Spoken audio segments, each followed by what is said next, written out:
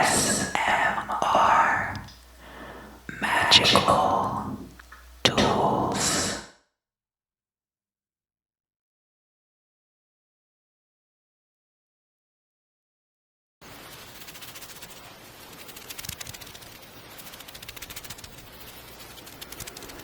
Welcome back. This is going to be your crystal scrying for the week ahead, February 3rd through the 10th, Wednesday to Wednesday.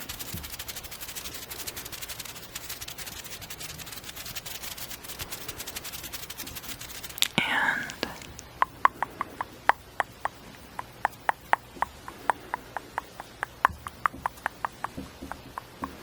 as always,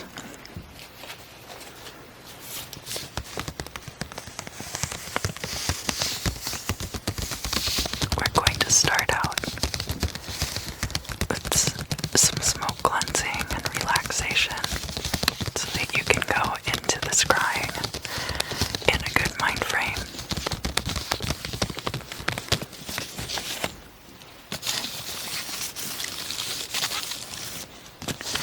This is cannabis and white sage incense, which I like a lot.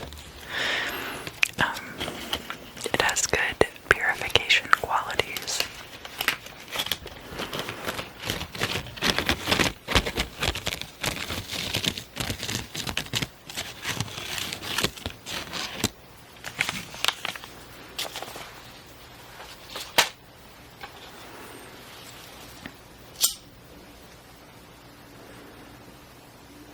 And just start setting your intention and thinking about all of the things over the past week, the past month, even the past year that you're sick of carrying around, that you would like to let go of and get rid of.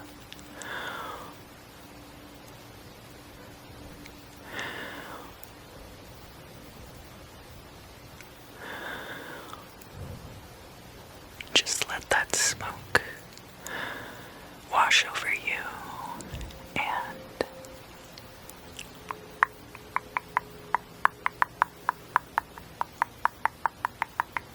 start cleansing the space, the space, the space, the space. Cleansing the space.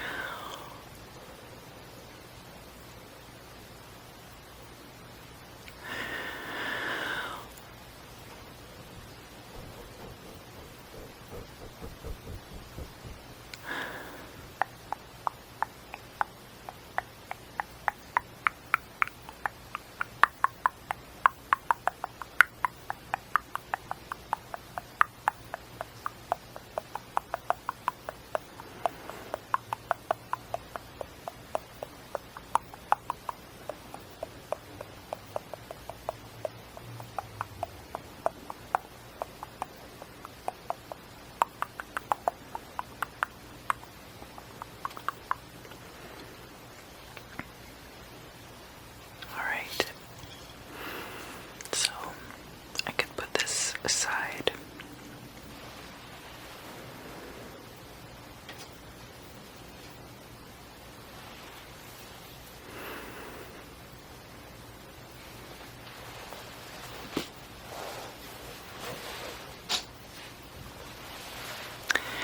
I also have this purifying mist.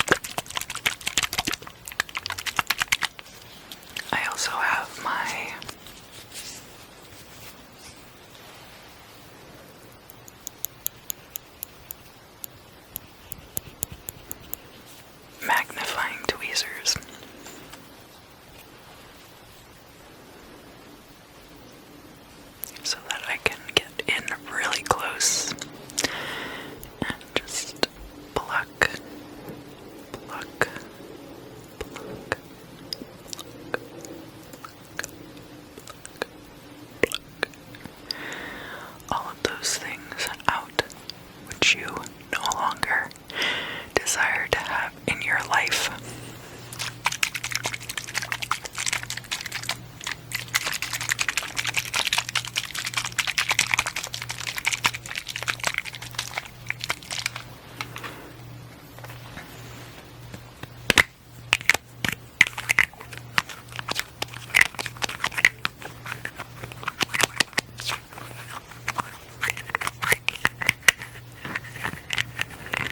And it's important to be relaxed during this procedure because it helps to loosen up, loosen up, loosen up, loosen up.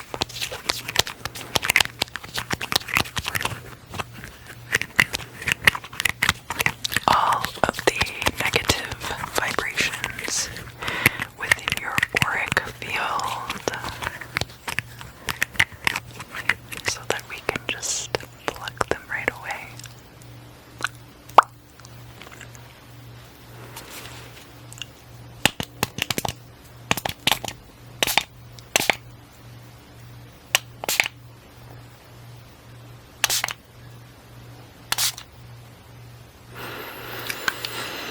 Yeah, it just smells really nice, just very pleasant. And there's a little bit of alcohol in it so that it'll dry quickly, but I don't think that it'll be enough to dry out your skin.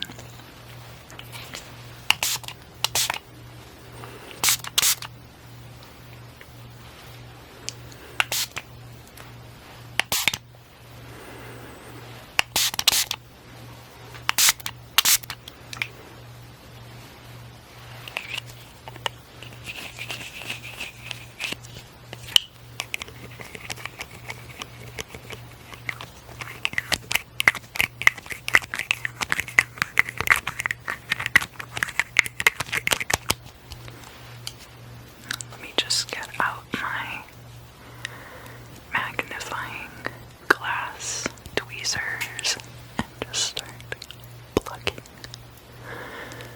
Pluck, pluck, pluck, pluck, pluck, pluck.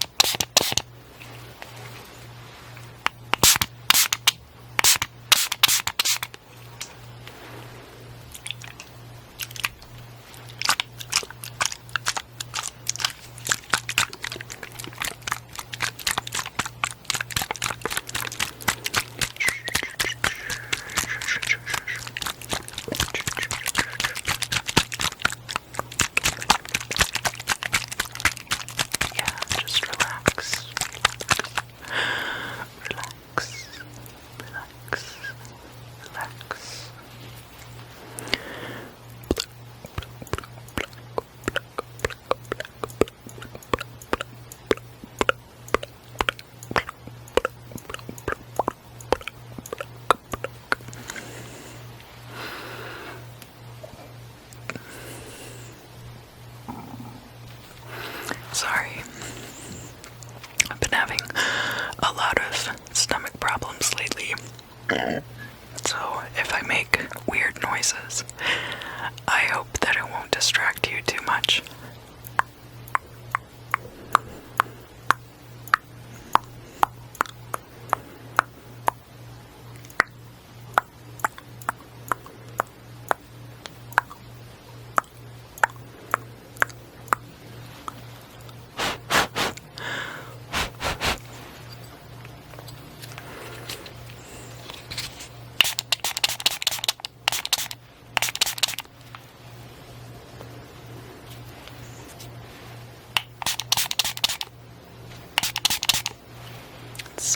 magnifying glass is kind of dirty.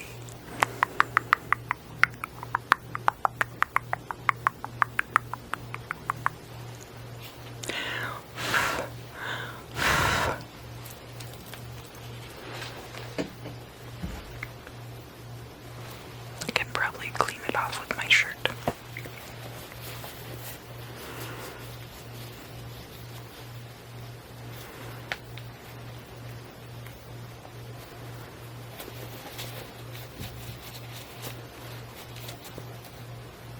Oh yeah, okay. Oh yeah, that's a lot better. See? Yeah, it's kind of scratched up and stuff, but now you can actually see through it.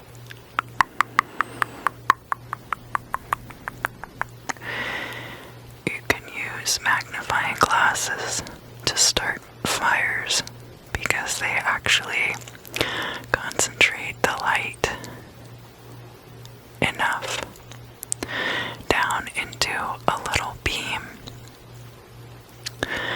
to catch a fire, to generate the heat to catch a fire. So, let me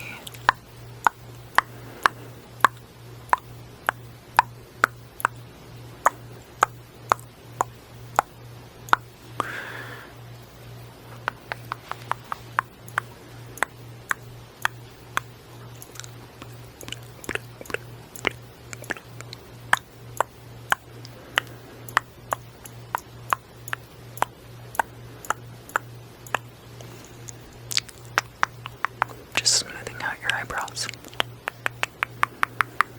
But I haven't been plucking them, just so you know. We're only getting all of the negative energy and vibrations away from you.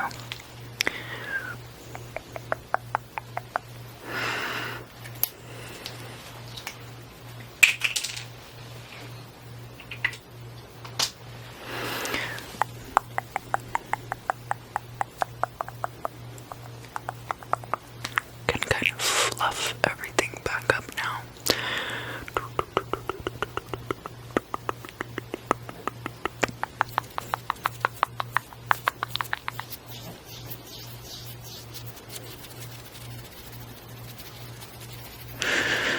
Wonderful, wonderful, wonderful, wonderful.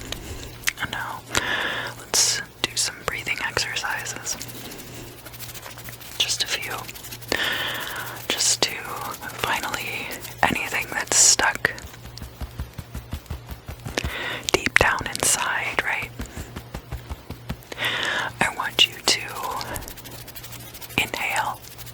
And when you inhale, you're going to bring all of that purifying energy deep down inside your body, because your lungs take up a lot of your torso, right? So you're going to breathe good energy deep into your body, and it's going to loosen up all of the negative energy and negative vibrations that are already inside of you, so that when you exhale, you're just going to be pushing all of the negative energy and vibrations out of your body, okay? So, let's inhale together.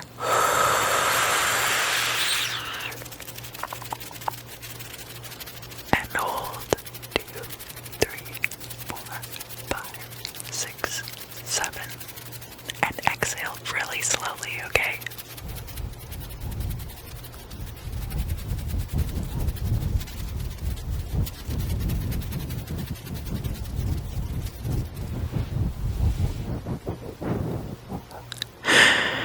Inhale. Yeah, you can keep going. Yeah, if you can inhale more, inhale more. Alright, hold.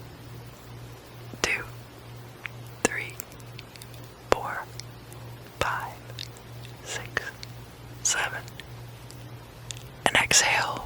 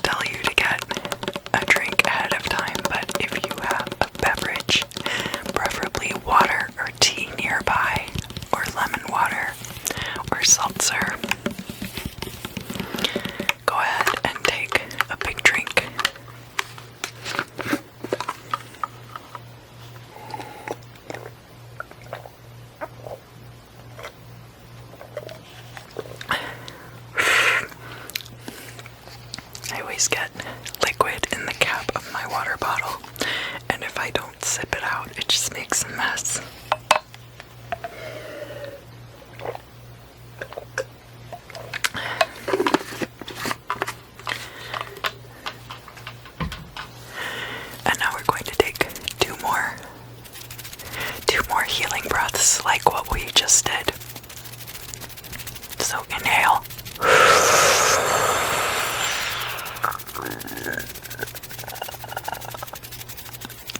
Alright. And just imagine every little oxygen ion penetrating your mitochondria, taking part in the electron transport chain in such a way that it carries all the negative vibrations out of your body. And then exhale.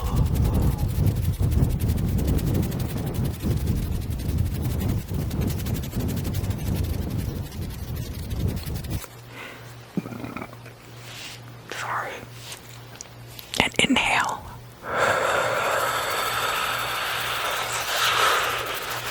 And it's stretching all the way down to your toes. Even the littlest, tiniest mitochondria down in your toes. All of those electron transport chains are shedding the negative ions onto those oxygen atoms. And exhale.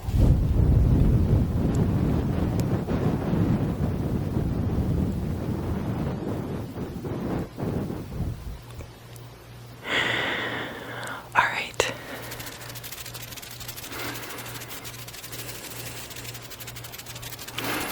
I bet you didn't know that you generate free radicals inside your body all the time. Probably a lot of you did know that. There's probably a lot of science watchers on this channel, right? Alright, so now that we're good and relaxed, we're good and ready, right? Let's start with the candle ceromancy, the wax scrying.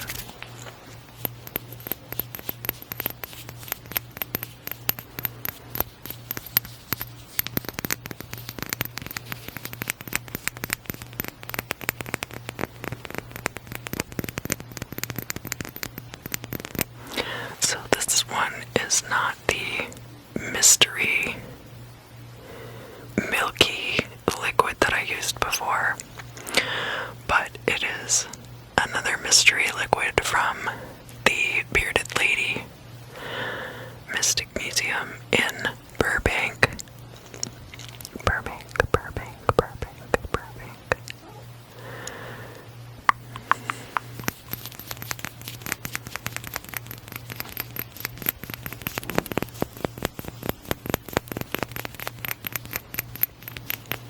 And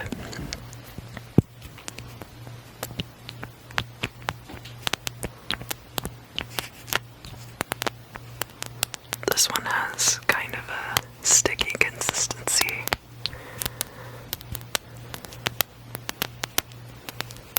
That you can hear when I twist the lid on and off.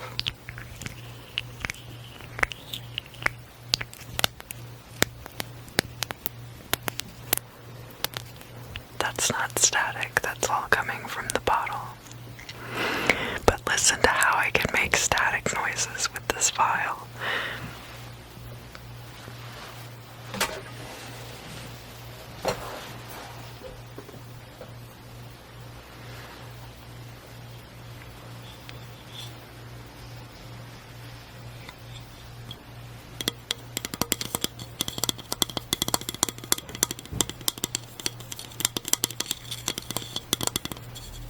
I have my scrying vessel here, and I'm just gonna add a little bit. Just going to add a little bit of this oil. I'm gonna use this oil for scrying too, for the stone.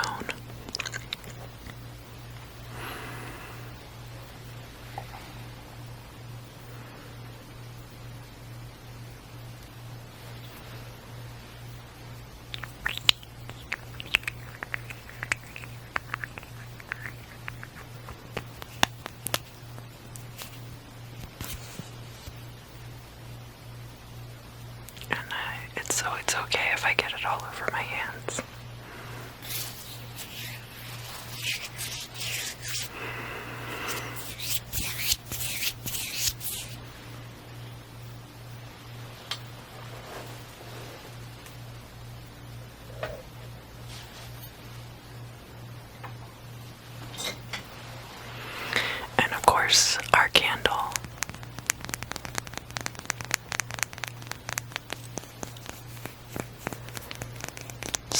start setting your intention.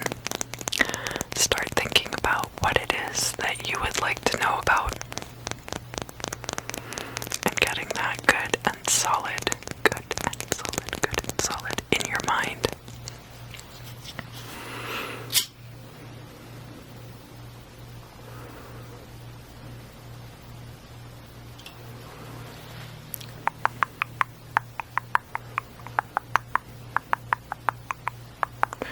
Alright, what do you want to know? What do you want to know? What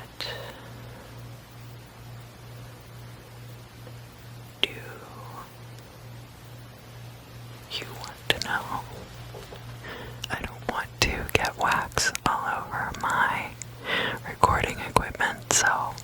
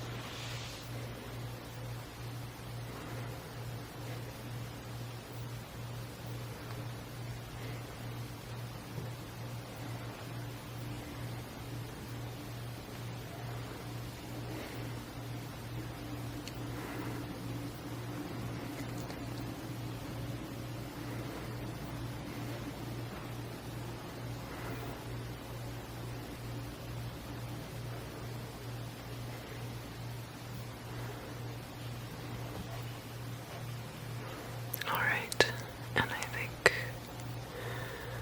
that'll do it for now. I think I can get one more ceromancy out of this candle.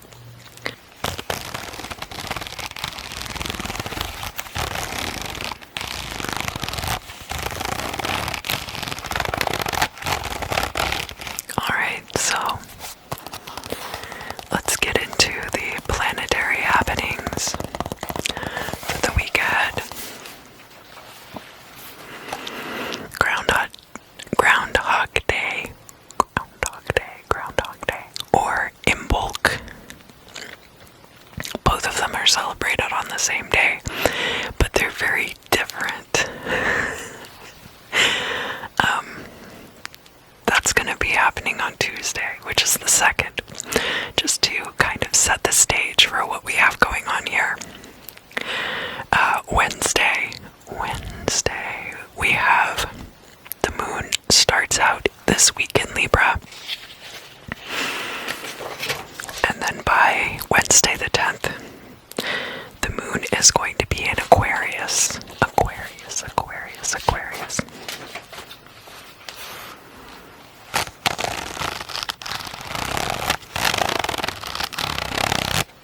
So the moon starts out in Libra and then goes into Scorpio on Wednesday the 3rd. There is a square between the moon in Libra and Pluto in Capricorn, and that's going to be either, okay, so these two placements happen at the same time. There's a square with Pluto in Capricorn and a trine with Mercury in Aquarius, which is retrograde at this time. And that's happening either at 10:15 p.m. on the west coast of the United States or 1:15 a.m. So that's going to be overnight energies that are a carryover from Tuesday. placement is very interesting. So Moon in Libra. Libra is all about your partnerships. It's all about equity, places where you are determining your equity with other people and how you are alike to them. Or like in court cases, how there needs to be equality between people. So, squared with Pluto in Capricorn, those are both cardinal signs. And air energy and earth energy can be a little bit opposed to each other anyway. This is not an opposition, I don't want to confuse that too much, but earth energy is very solid, very established, and Pluto in Capricorn is this energy of endings, possibly in your career, or in the things around you that you're able to use to move your life forward is Capricorn energy, right? And Pluto can be endings, can also be cycles, switching over, transitional energy. Pluto is a very transitional planet. Moon in Libra. So the moon then is about hidden things. It's about emotional states, internal emotional states, introspective internal emotional states. And we have Mercury in Aquarius, which is trine to that position. Fellow air sign Aquarius, which is fixed energy. Mercury being there, communication with groups is possible. And because this is a retrograde Mercury, it could be that if there are any situations in which communication with groups is flawed, or there's something that needs to be fixed or revisited or changed, that could come up at this time. But it's going to be providing a supportive energy to that square with Pluto and Capricorn. Alright. Later in the day, the moon is going to be in Scorpio now, and it's going to square Venus in Aquarius, and Saturn in Aquarius. Venus and Saturn are getting pretty close to each other at this time. I think there's going to be, let's see, I'm gonna peek ahead. Yes, so there's gonna be a conjunction between Venus and Saturn, and that's gonna be on Friday the 5th. So we'll talk about that in just a moment. But at this time, this moon in Scorpio. So moon in Scorpio is a very occult energy. It's very hidden. It's very guarded type of water energy. Not I wouldn't say that it's outright manipulative, but if there is any manipulative energy to be had, it could be occurring at this time. It's hidden things, and it's hidden things and emotional things regarding other people's assets. So, Venus then in Aquarius squaring that, because Scorpio and Aquarius both being fixed signs, right? Venus in Aquarius could be finding a romantic partner in your friend group. It's organizations related to romantic matters, but it's also finance related organizations of people. These don't have to be corporations. Corporations would be more like a Capricorn energy, right? Aquarius is more like an energy of people coming together with new ideas. So related to romance and related to money. You could see how this moon in Scorpio energy might make that kind of tough. So that's where the square comes in.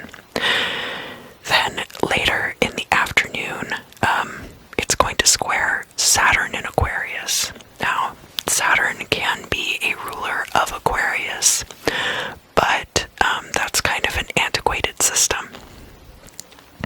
Saturn's a very established energy, and it's a very long-term energy.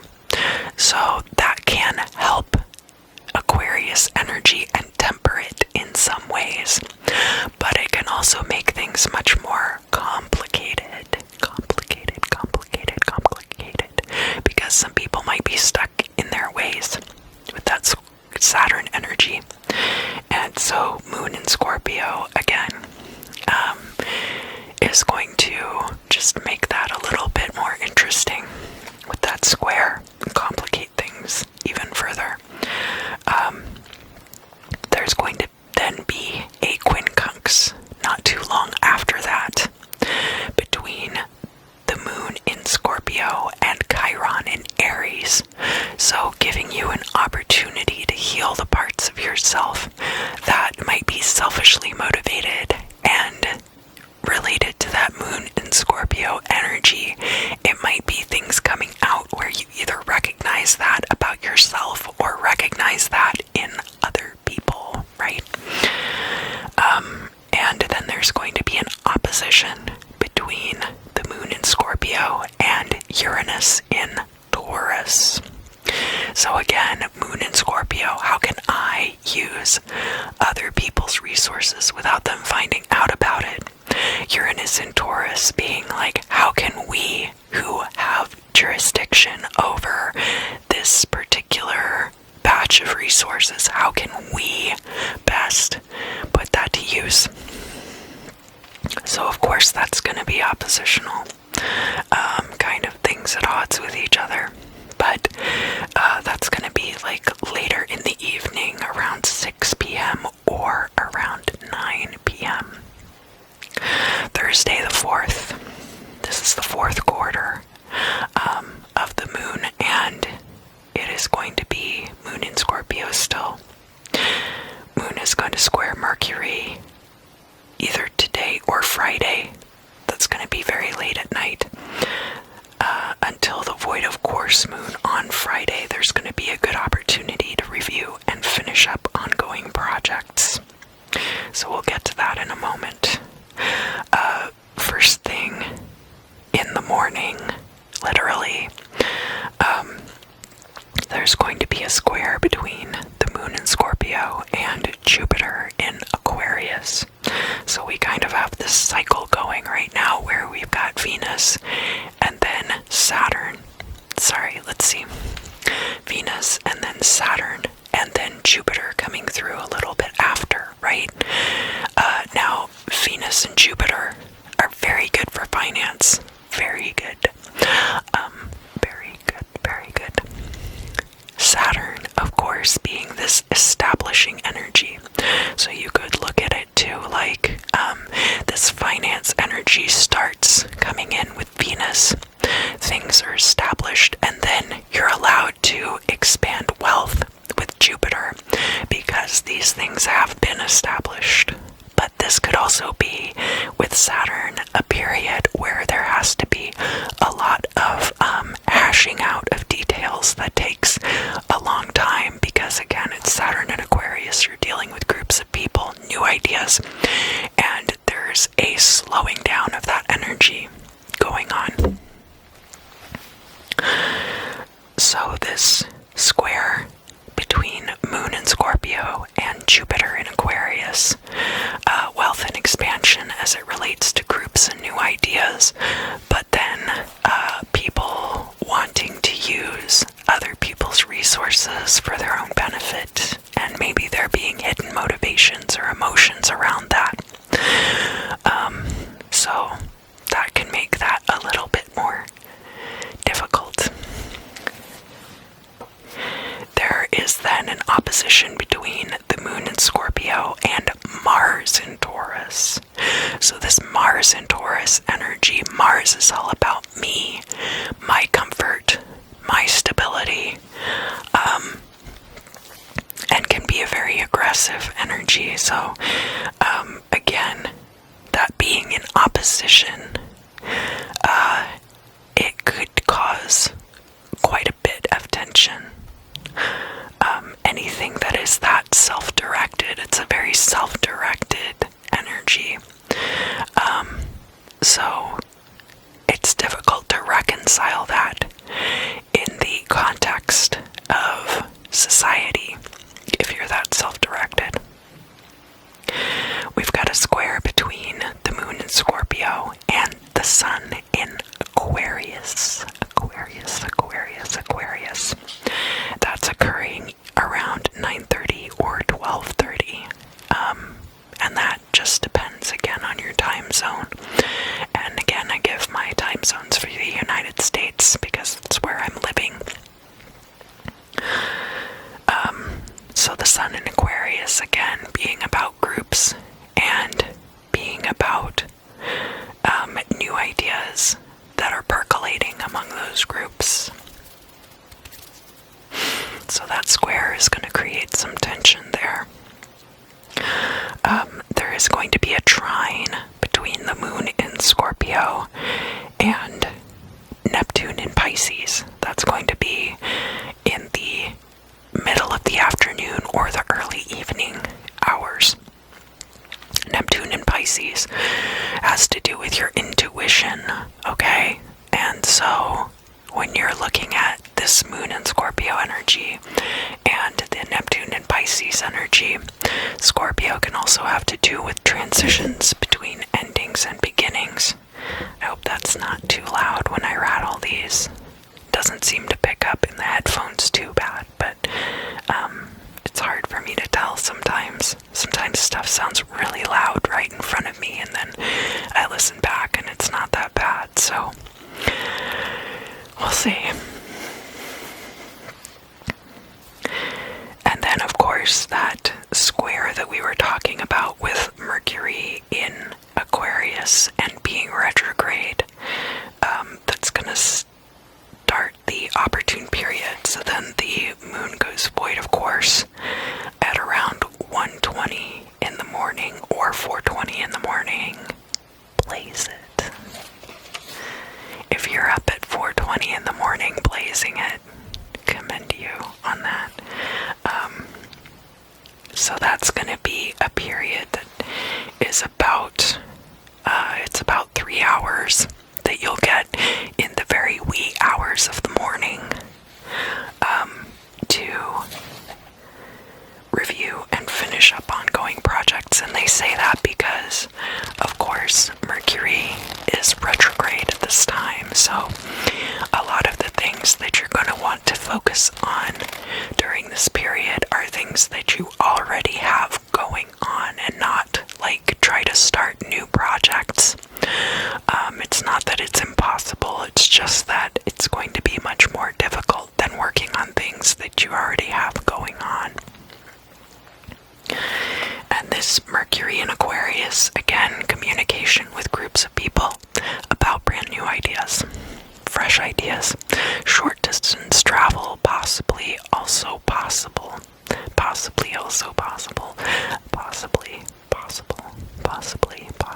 but again, that's just going to depend on where you are right now and what's going on around you.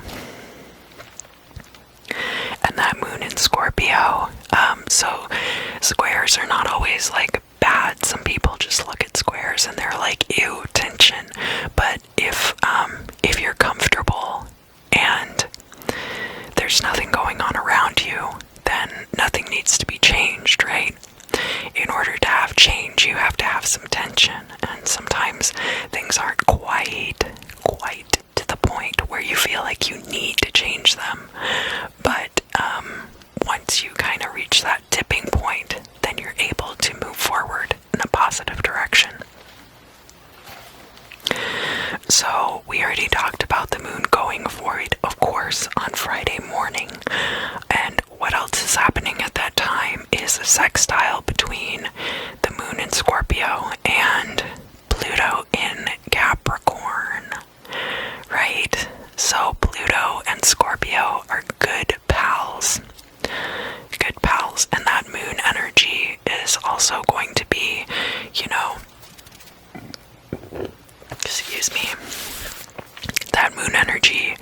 is also very hidden and can be a little bit transitional too. So you've got this energy with the Scorpio transitional, the Pluto transitional. You've got Capricorn coming in, utilizing the things around you, possibly other people's assets, to improve your life, improve yourself. And that's going to be, again, like really early in the morning. So any of you blazing it at 4:20 a.m. on Friday the 5th, I commend you. And right after that, not too long later, like more like the middle of the morning really, the moon is going to enter Sagittarius. Moon in Sagittarius energy. So the moon has to do with arts, can do with hidden things, and your emotional states. And as far as Sagittarius is concerned, Sagittarius is a mutable sign, mutable fire, and has to do with the uplifting of the self. Whether that's higher education, long distance travel, or spirituality, right? Not religion, but spirituality, which those two things are very different from each other. I really need to get on making that egregores video because, well, you'll see. So now we've got this moon in this kind of uplifting position. So even though the Hermit card is Virgo's card, you could also think about moon in Sagittarius being very much like the Hermit card from the tarot deck. Not exactly the same, but similar. And this moon in Sagittarius is then going to sextile Venus and Saturn, which are both in Aquarius, right? And will be conjuncting either later in the evening on Friday or early in the morning on Saturday. So,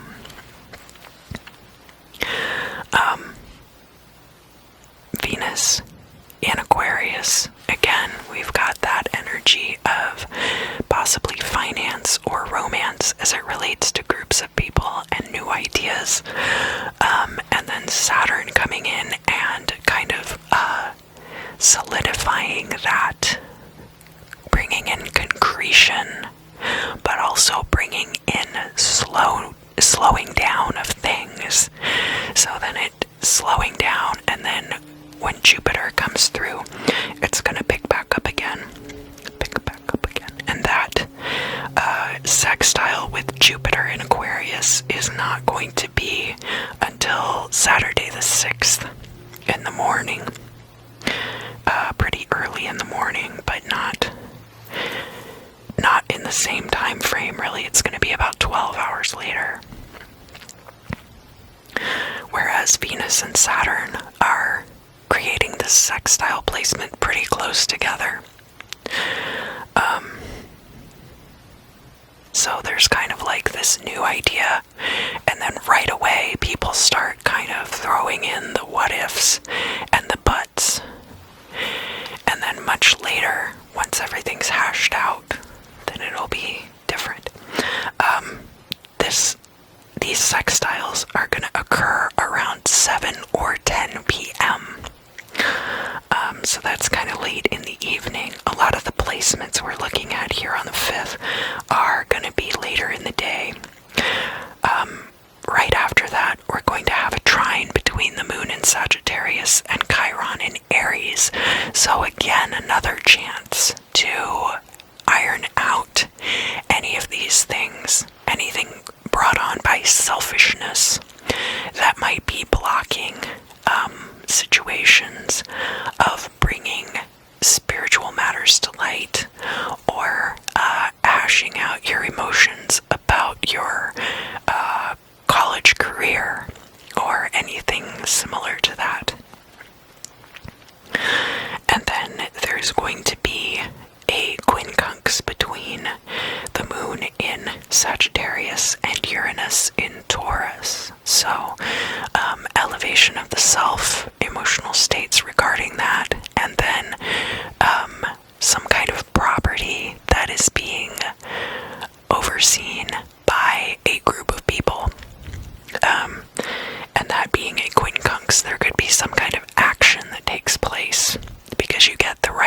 of drive to do something, coupled with the tension, and then, you know, a little bit of healthy concern sprinkled in there. So Saturday no, I'm sorry, I almost skipped the most important thing happening on Friday the 5th. But it also is happening on Saturday the 6th, because for some of you it's going to be Friday late at night around 11, and for some of you it's going to be Saturday early in the morning around 2 a.m., right? And that is the Venus and Saturn conjunction. So Venus is a very playful, very energetic, very focused on beauty, focused on having a little cash in your pocket, kind of an energy. And then of course Saturn is very stolid, very interested in the progression of time. So this conjunction is especially in Aquarius, where you're looking at groups of people, new ideas. It's going to be a very interesting time, because you might see cultural shifts away from youth culture toward more established things.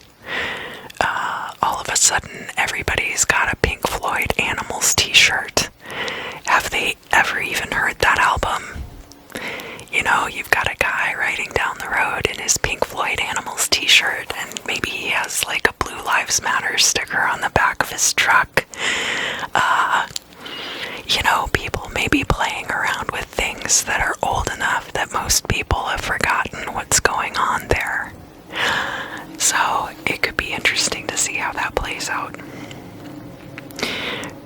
Not too long after that, there's going to be a sextile between Venus in Aquarius and Chiron in Aries. So again, that Chiron in Aries energy, allowing you to heal any parts of yourself that might be getting in the way of that Venus in Aquarius energy.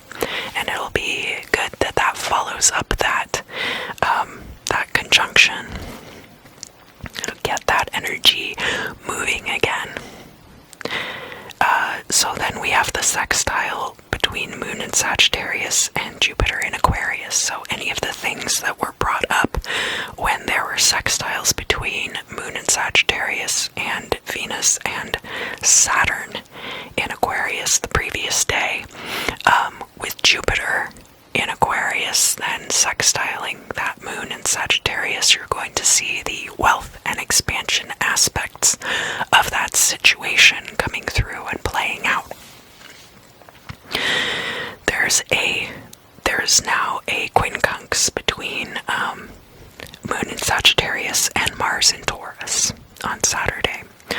And again, the energies that maybe were anything that came up when there was the quincunx with Uranus in Taurus, then Mars in Taurus is kind of like one person stepping up and saying, well, this is what's in my best interest, and that's what I'm going to fight for. So that's going to occur around noon or around 3 p.m. Again, depending on your coast, the coast with the most. That would be Beetlejuice. Just kidding around, people. Just kidding around. So now there's a sextile, and it's between the Moon in Sagittarius and the Sun in Aquarius. Moon sextile the Sun is kind of like, you know, then you've got like the refraction of the Sun off of the Moon. It's not hitting it at a direct angle like you get with your Cassimi or your full moon. So, that Sagittarius sextile Aquarius energy, elevation of groups, elevation of your, like, I wouldn't call it proselytizing, because proselytizing implies, to me at least, although it's not inherent in the meaning of the word, that that the people to whom you are speaking are somewhat unreceptive to what you're saying. But that might not necessarily be the case. Basically, it could be that there is some kind of sermon or some kind of somebody makes a video and it goes viral and it fixes the healthcare situation. Something like that. Something where an idea that betters all of us is put out there, and hopefully people are receptive to it. It looks like there's a good opportunity for that to happen. So then the moon in Sagittarius is going to square Neptune in Pisces, and this is going to start an opportune period that is going to go until the moon enters Capricorn on Sunday. So that's going to be a good, like an 18-hour period between 6:40 p.m. on Saturday and 12:52 p.m. and this is times for the West Coast on Sunday. Like evening of Saturday till noonish or early afternoon Sunday. And again, that square, Neptune and Pisces, being a very intuitive and spiritually directed energy, so that moon in Sagittarius can very much play off of that. They're both mutable signs, so even though they're square to each other, the mutable aspects, the mutable signs, are not as so fixed energy. For example, is like very, very staid, very solid, but the mutable energy can kind of weave in and out with each other, even if it's at a square angle to each other. Let's see.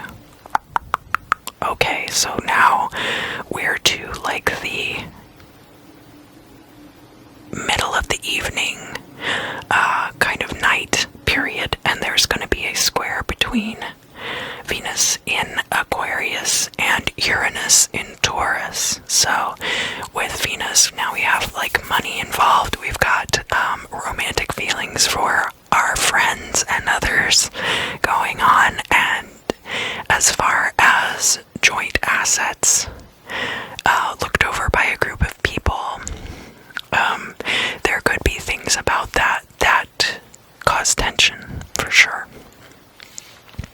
Finally, we have that void of course moon, and that's going to be around 10 or 1 a.m. And that's also going to be when there is a sextile between the moon in Sagittarius and Mercury in Aquarius. And that Mercury in Aquarius, of course, being retrograde. So any situations, and this could relate back, of course, to the sextile with the Sun in Aquarius, and anything that came up at that time, this Mercury in Aquarius is really going to create introspection around that, and it's going to be happening overnight, so there might be dreams about what happened earlier in the day, in which a lot of those things get hashed out. And then the moon enters Capricorn on Sunday the 7th. That's going to happen around noon. Well, really more like around 1 p.m. or 4 p.m. Again, depending on your time zone. The moon in Capricorn is going to square Chiron in Aries. So moon in Capricorn energy, emotional things, hidden things, artistic things, as they relate to the things around you that you can use to improve your own situation. And Chiron in Aries, healing any selfishness or lack of follow through that might be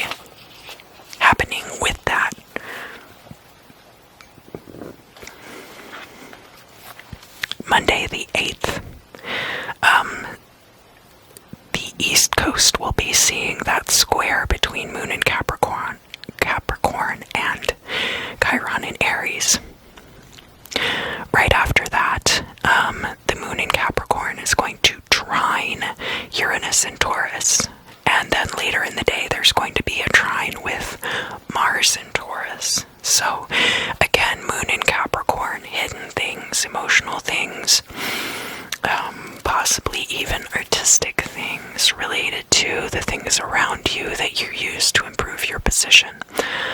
So if that is something that's held by a group of people and there has to be like meetings about it, then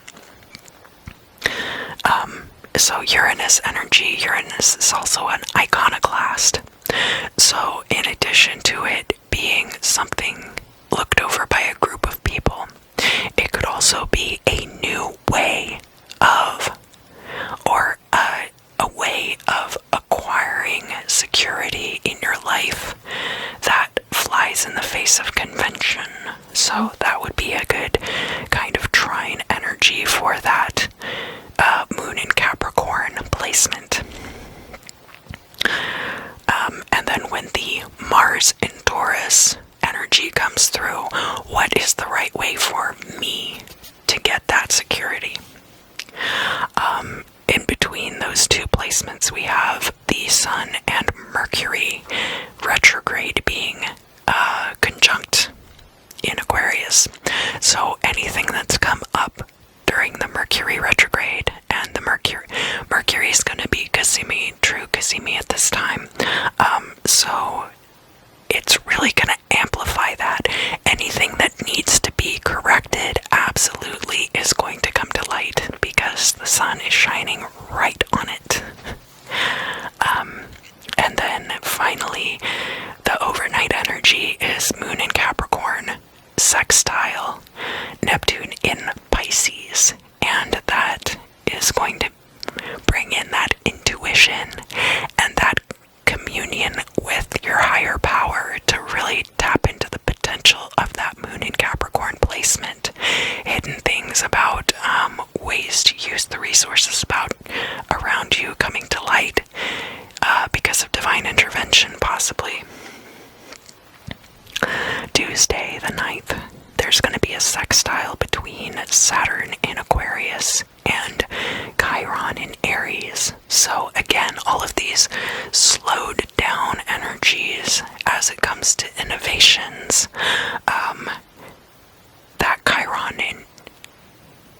That Chiron in Aries placement is going to do what it can to heal the selfishness or the lack of follow-through that's associated with all of those things. There's going to be a conjunction between the moon and Pluto in Capricorn. And so any of these things that you've been looking at as far as your career or how you use the things around you to improve your position, right? There could be endings, there could be transitions, there could be emotions, there could be hidden things coming to light. All of this kind of creating this perfect storm during the void of course moon. I wouldn't be surprised to see something really fun and exciting happen. Well, I don't know if all of you are going to think it's fun, but it will be exciting. That's going to be around 9 in the morning or around noon, so it'll be right in the middle of your work day on Tuesday. If you work during the day, I don't want to be too prejudiced against daytime workers and not include people who work overnight shifts or who work odd hours. And then the moon is going to enter Aquarius later in the afternoon or evening. Moon in Aquarius energy is, you're going to be looking at emotions and hidden things and artistic matters as it comes to groups of people and brand new ideas being put forth by those people. So then Wednesday the 10th, the first thing that happens, and that's around 4 in the morning or 7 in the morning, there's going to be a square between Mercury in Aquarius, which is retrograde, and Mars in Taurus. Sorry, I'm hissing my S's. Didn't mean to do that.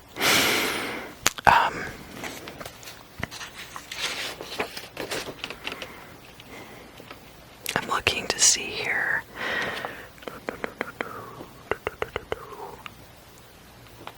I would have thought that possibly there was a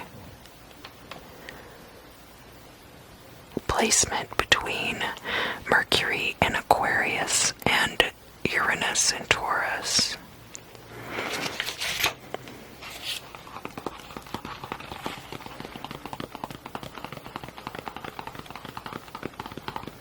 But I don't see that coming up.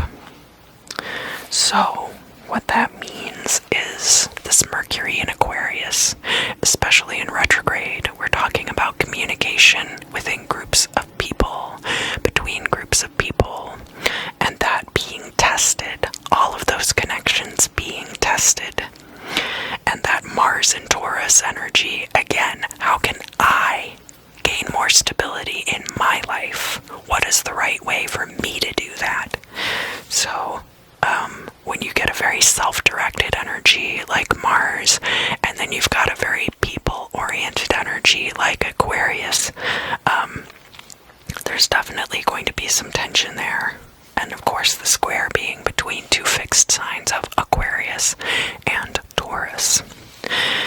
Next is a moon in Aquarius sextile with Chiron in Aries. So any emotions among that group of people about that, Chiron in Aries then coming through to kind of work on any of those self-motivated factors or lack of follow-through as well.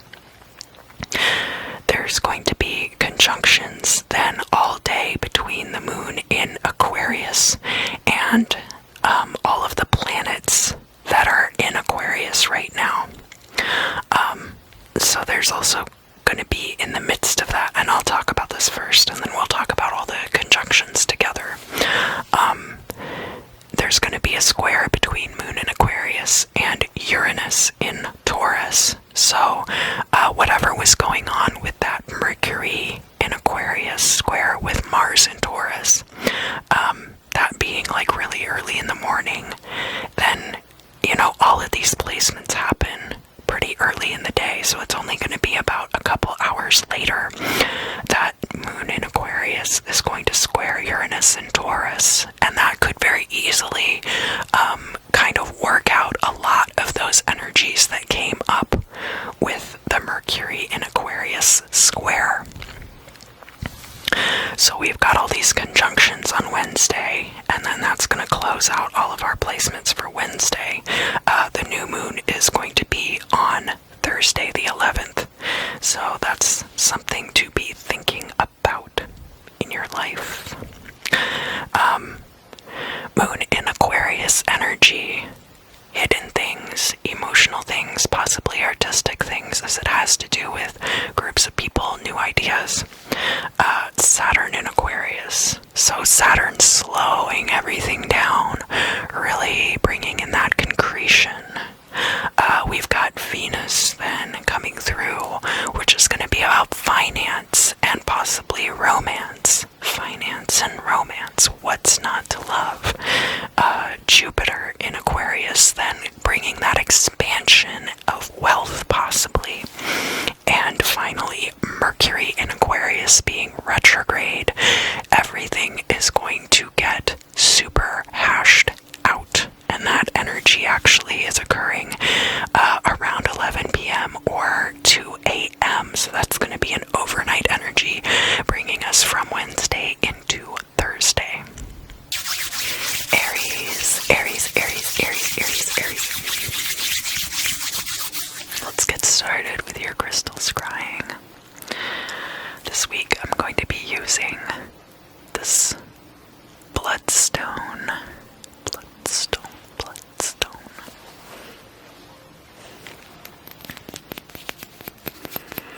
And of course, a little bit of scrying oil, which is the same oil that I used for the ceromancy.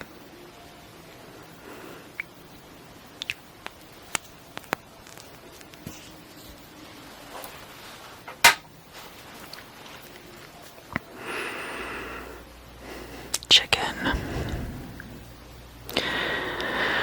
What The chicken. Your chicken. No.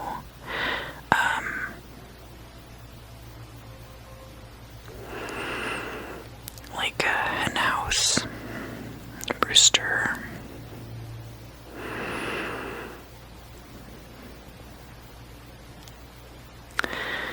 The dynamics of the hen house, maybe. There's a situation where there's a bunch of people clucking away, cluck, cluck, cluck, cluck, cluck, cluck, cluck, cluck, cluck. Super involved in the goings on of this particular hen house. But maybe it's a very insular environment. Everyone's really well taken care of there, and there's not a lot of dangers.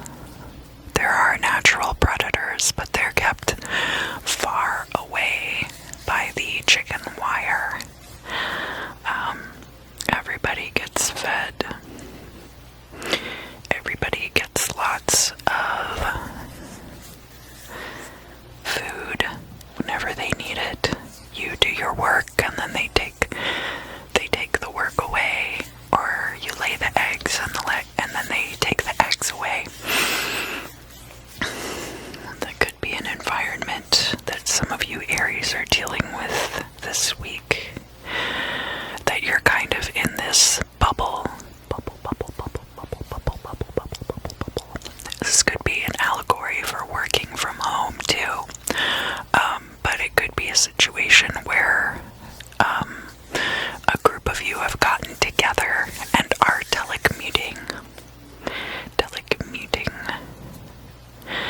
working remotely, but like in a group within your pod, your plague pod, so to speak. And again, that it's a very closed off kind of environment. What is important about this for Aries, Sun, Moon, and Rising for the week ahead? Don't get too comfortable like this, because a lot of times what then ends up happening when you reach the end of your laying life is that they just take you outside and cut your head off. And so this security can be kind of an illusion. I get that this is kind of a small business though, so they might be taking slightly better care of the employees than a large corporation would. Yeah, there's something about your healthcare right now too. I think some of you are renegotiating your company healthcare, and that's kind of a big deal right now, right? Because of everything that's going on. So there could be a situation where you spend a week or two without healthcare, and it's because everything is being renegotiated. And that's not going to be for everyone, but that definitely could be for some of you.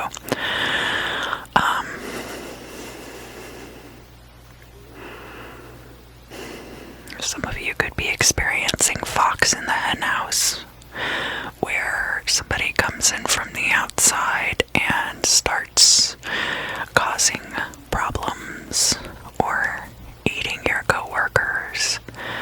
I mean, not in a... Your coworkers could be getting poached by other companies. Somebody could be coming in and sabotaging the work that's been done. And this would be an outsider. This would not be somebody who already works for this company. It could be a competitor. It could be...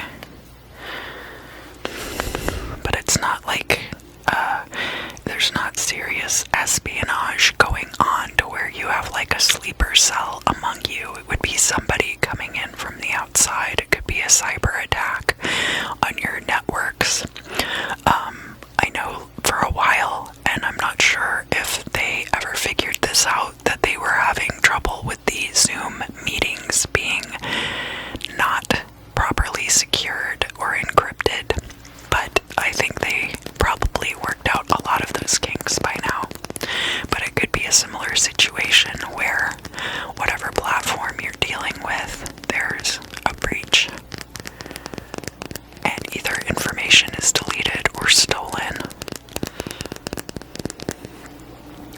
else do I need to tell Aries about the week ahead? I decided this week to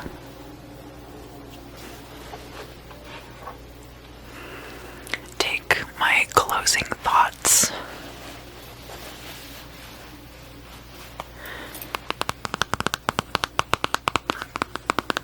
from this book that I use for bibliomancy. It's the Napoleonic Oracle, and they use geomantic techniques to determine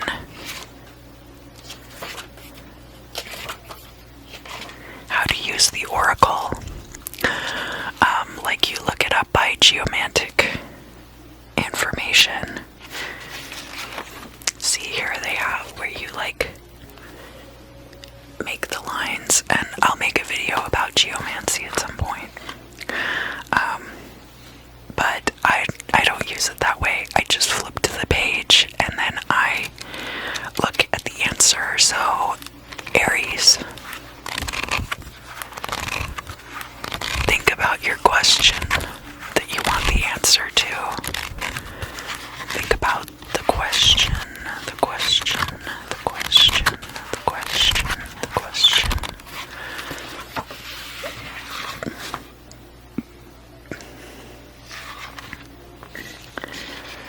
Set out one day sooner or later than thou hadst previously intended.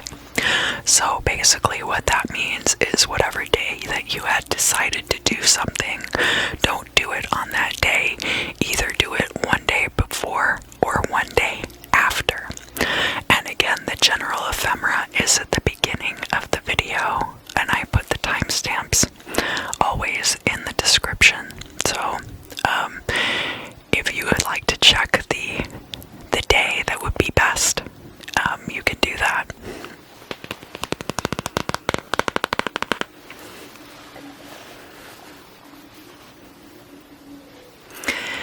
And other than that, I look forward to seeing you again very soon.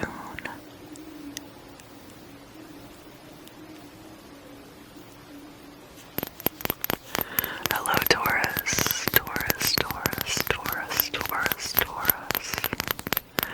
And welcome to your crystal scrying for the week ahead, February 3rd through the 10th. Somebody's playing really obnoxious music, so I hope that it's not cutting over into the video too much.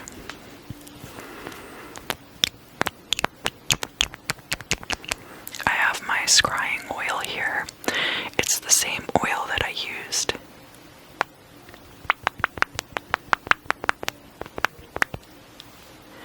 in the beginning of the video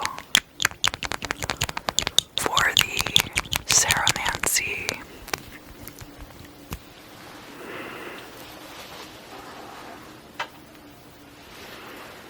And I'm using bloodstone this week. So keratinized skin. Some of you could be dealing with some kind of skin abnormalities. Maybe on the feet or legs, like thickening of the skin. I know I get it on my cuticles.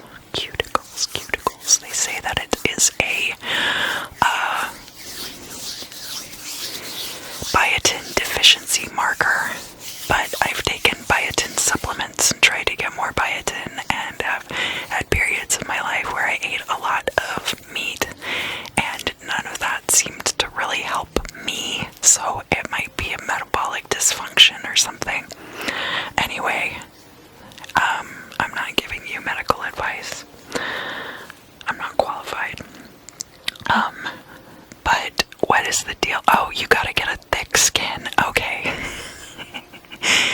Keratinize your skin. Why is that? Why is that, Taurus? Why does Taurus need a thick skin this week? Because people are acting like babies. A lot of the people around you are going to be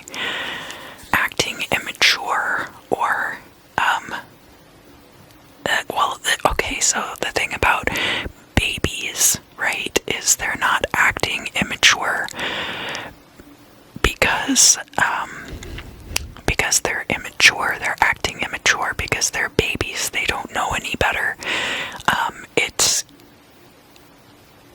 It's important to treat children like you want them to grow up into well-adjusted adults. So it's not like treating children like they are adults, because that's not quite right. You have to treat children like, and you don't want to treat them like they're stupid either, because kids aren't stupid. And these people around you aren't stupid. They need to be given good guidance. They need guidance. They need support.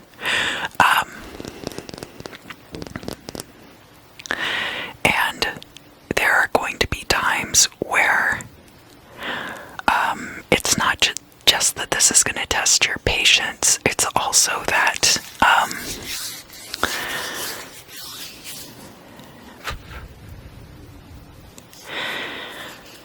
how do I put this?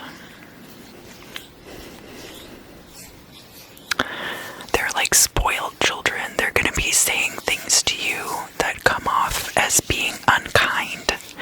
And they're not saying these things from a hurtful place. They're not saying these things because they're trying to be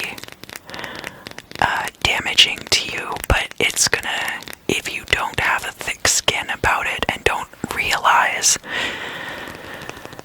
that that's where they're coming from, that it's going to be hurtful to you.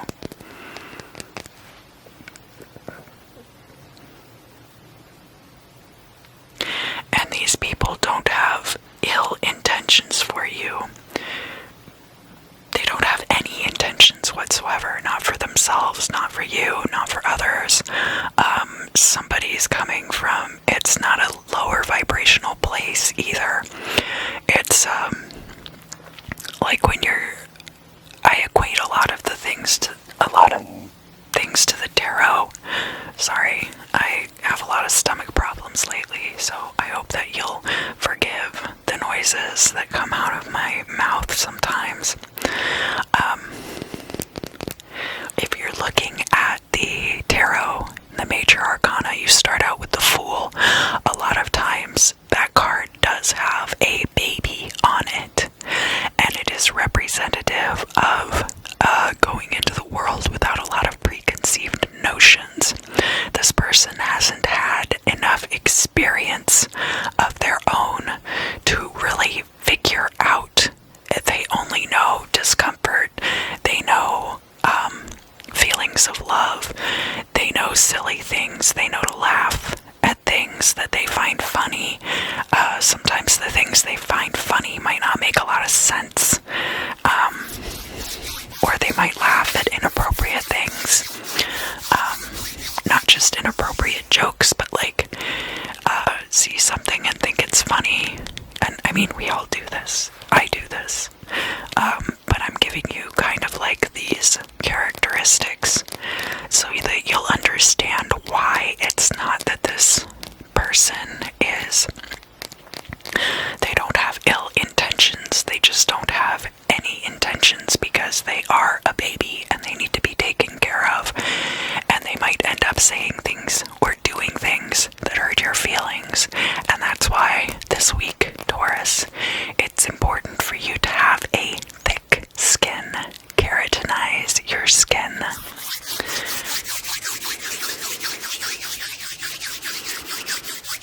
And so for the crystal scrying this week, I am going to add a little bit of bibliomancy also.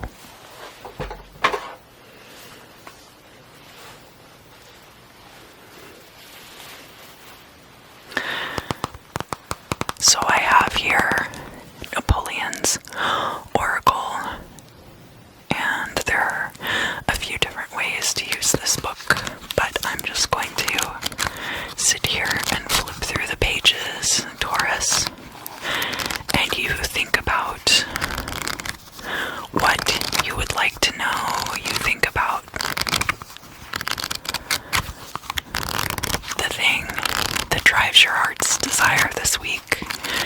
What is it that you need to know about? Think about it, and send your intentions right here into the book, okay? Just focus on the back cover and send your intention and your question there. Alright.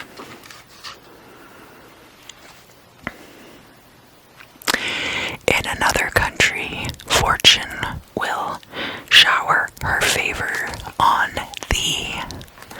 So, could be that you are setting up for international travel. Of course, if you live in Southern California like I do, you can get to Mexico in a few hours. So, it could be something like that too. If you're close to the border of another country, it might be easier to get there than you think, and it might be worth it. In the United States or larger land masses too, I think different states might also qualify, because if you think about the writing of this book, the Napoleonic Oracle, let's see, when was this?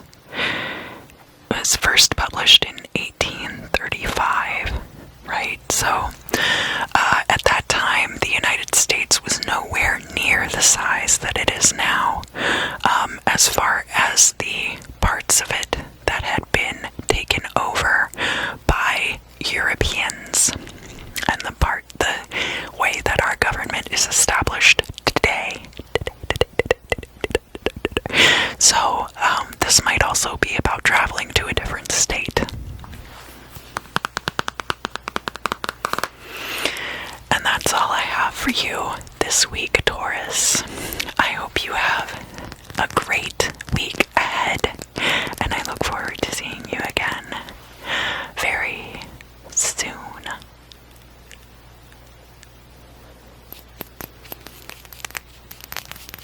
Hello, Gemini. Hello, Gemini, Gemini, Gemini.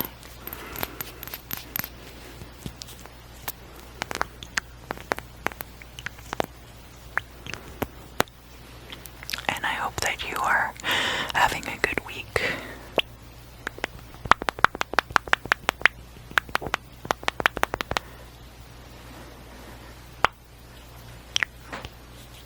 Let's look at your week ahead for February 3rd through the 10th.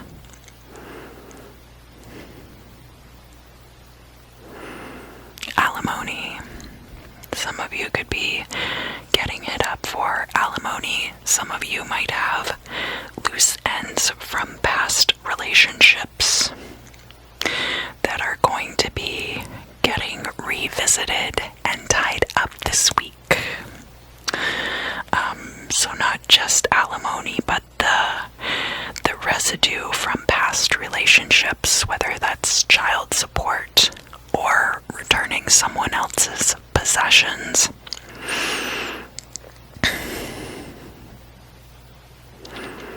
Stake affiliate. What does that mean?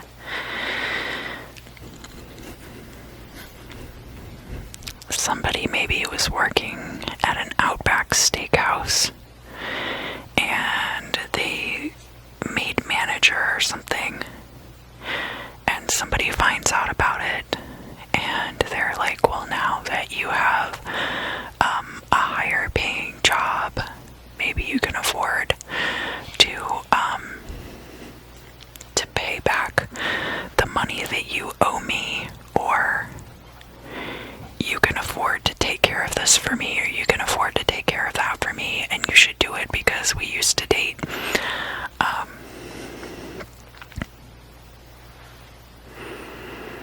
I'm sure that if there's a legal agreement between you and another person, that there might be some kind of arrangement around that, and I won't be speaking to that necessarily because that's going to be particular. If you end up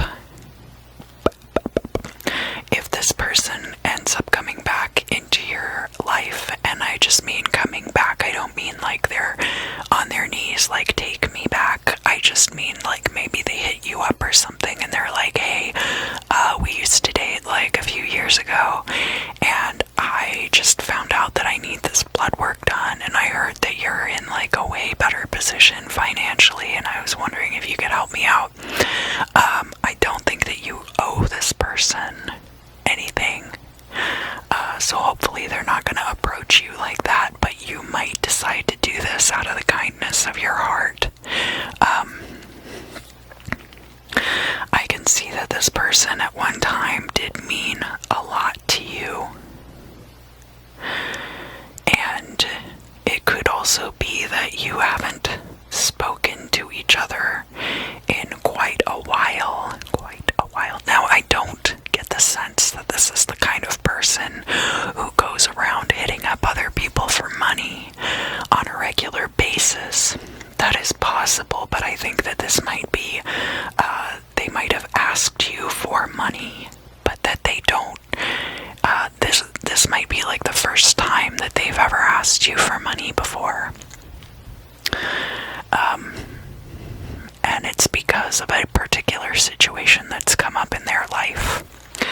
So you might decide, especially if you are in a good place to take care of other people right now, you might be deciding at this time to help them out. But again, that's up to you, and I don't see anything about an obligation to do so here. I think if you decide to help them out, it's purely because of wanting to do something nice for someone else, and not even completely related to your past involvement with them. What else does Gemini need to know about this situation coming up over the week ahead?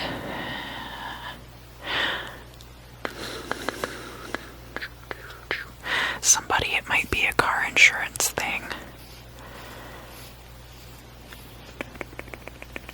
Yeah, I don't think it's as much about like the person's health. I think it's about their ability to get around. So it might be like, hey, can you help me out with my car insurance? Or I need a bus pass. God, that's really bleak when you can't afford a bus pass. I mean, look, we've all been there. Well, not all of us. All of us have not been there, but a lot of us have been there before, where you're trying to figure out, how am I going to pay for this bus pass that I need to get to my job next week? But in your case, you would be the one probably helping out and not the one taking the charity. Although, I mean, it could be possible that the script is flipped, and if you're cross-watching for a Gemini that you used to be in love with 2 years ago, it could be you. I don't think it's a family member. I do think it's somebody that you used to be heavily involved with, maybe even a friend that you hung out with a couple of years ago, and you just haven't seen them in a while.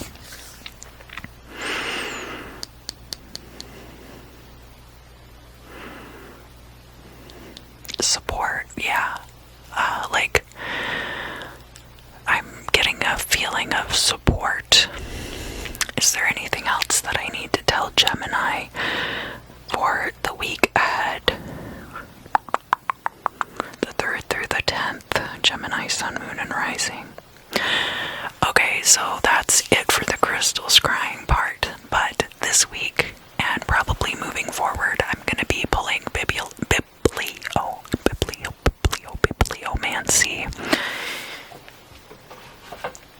as kind of like my Jerry Springer final thought. So I have Napoleon's Oracle, and I'm just going to flip through here. And while I'm flipping through the pages, Gemini, think about your question.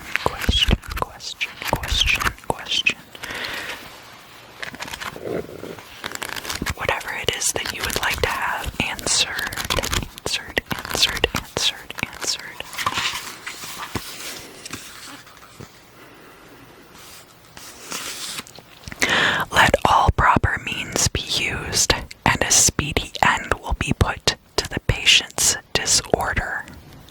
So basically, if you do everything by the book, then the situation will be resolved to your satisfaction. And of course, it does say patient here, which implies that it is involving the care of another person. Thank you for joining me, Gemini. I hope you had fun. I always do. It's great to see you. I hope you have a great week, and I look forward to seeing you again very soon. Cancer, Cancer, Cancer, Cancer, Cancer. Hello. Hello, Cancer. Hello, hello. Hello, hello, hello, hello, hello. So, I'm going to use a little bit of scrying oil.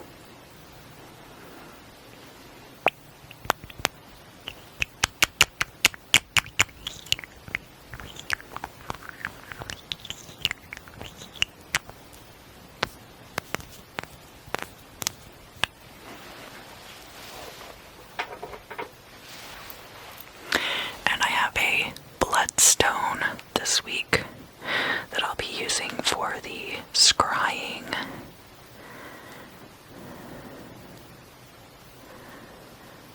What kind of disorder?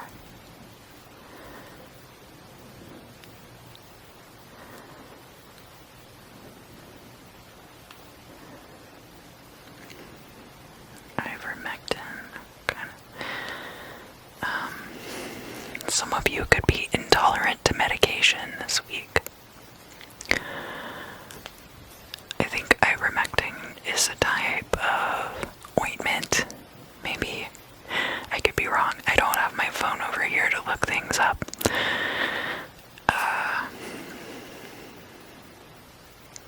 Yeah, that's an antifungal, right? Disorder. You might have immune function disorder or some kind of overgrowth that you need to use medicated ointment, but it's like a disorder. It's not like it's not being classified as an illness. Could be like a metabolic disorder that then if you have difficulty breaking down certain things in your body, then it can cause an overgrowth of different kinds of microorganisms. Like if you have gastrointestinal distress, sometimes it's because your body's not breaking down starches, and so when they get into your intestines, then all of the bacteria have a field day. Is ivermectin like an antibiotic? Gosh, I just can't remember. But I'm not trying to give you specific medical advice anyway, so it doesn't really matter.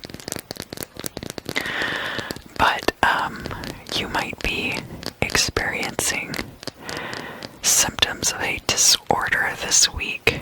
And why would it be specific to this week and not any other week, Cancer? And the answer to that is because you've been doing really, really well for a long time.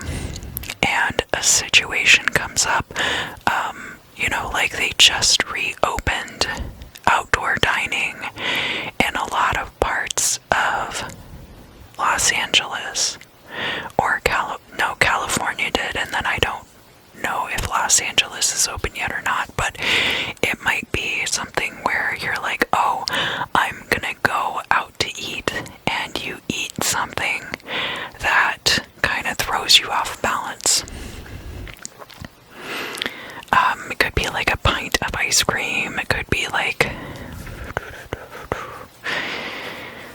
what is this in reference to? And it doesn't necessarily have to be something related to your internal physiology. It could be like you finally get you've been working on a really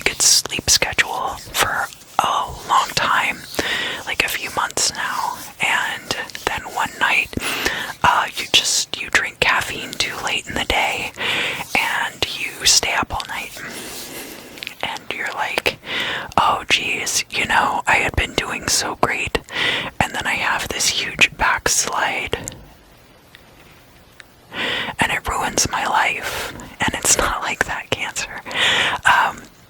When you are working on habits, whether they're good habits or bad habits, or rabbits, this applies to rabbits too. There are always going to be situations in which you backslide into old habits instead of maintaining your new good habits. But the thing is, every time that happens, it's an opportunity for you to address that part of that habit, right? So that's going to be coming up for you this week, is opportunities for you to address certain habits. And keep in mind too that we are in a Mercury retrograde in the sign of Aquarius right now. And so that energy is all about revisiting certain things, especially related to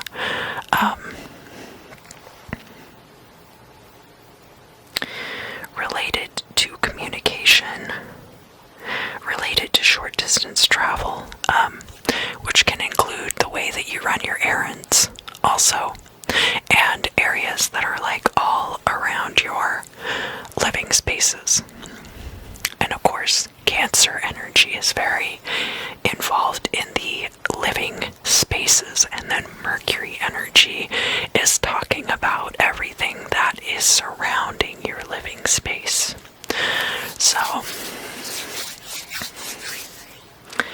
it could be about things relating to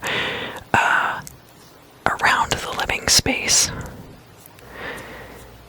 and the way that your home life and your life immediately around your home are interacting with each other.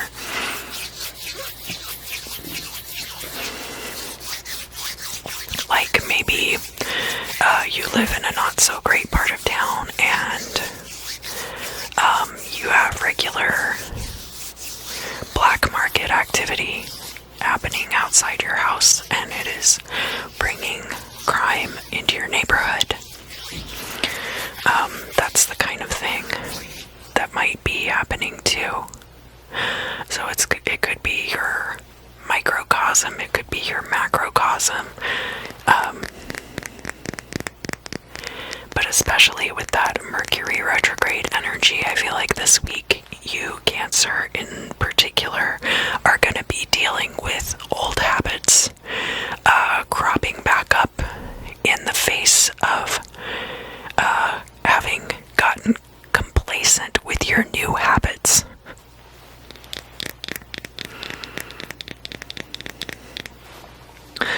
Alright, so the next part of this is that I'm going to be using the Napoleonic Oracle for some bibliomancy.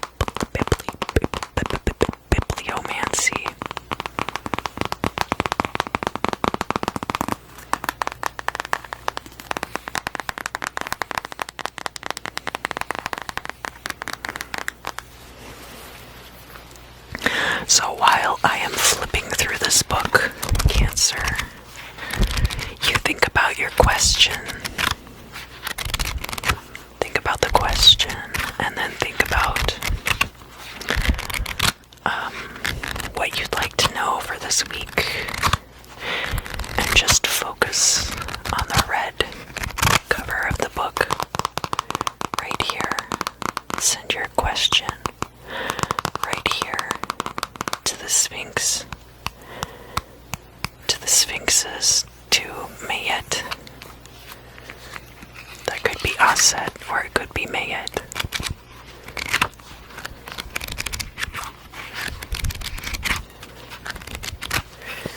There's nothing on her head to tell us exactly who this is. I guess she could also also be mut, but she's more likely in this context aset or mayet. Alright, are you ready?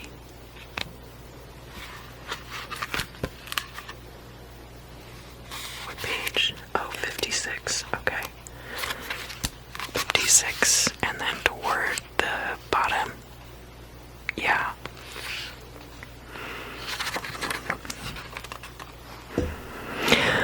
Oh man, if thou wouldst see length of days, eschew drunkenness, gluttony, and all intemperance. Well, that certainly does apply to what your crystal scrying was saying. I'm gonna give you a bonus because I've been getting a little more direction as to what yours should be. So, the prisoner's release is uncertain. Let some kinsman interest him in his behalf. So, that's about taking charge of your own destiny. Are you really committed to these things? Are you committed to your freedom? Are you Cancer? Are you committed to your own freedom?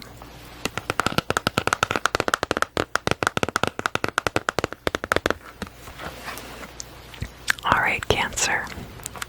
I've tormented you enough for one day, I suppose. I always have a great time hanging out with you. I hope you enjoy it too.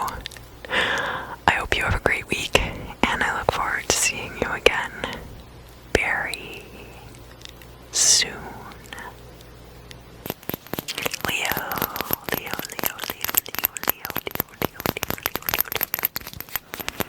Welcome back. Welcome back. Welcome back.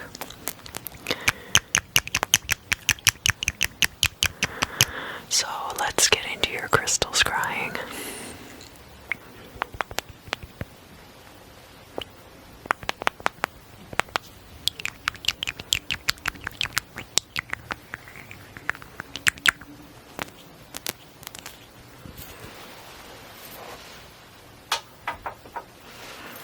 And this week I'm using bloodstone. I went into a bloodstone frenzy maybe about a month ago, and I bought a bunch of big, beautiful chunks of bloodstone and also this smaller palm stone.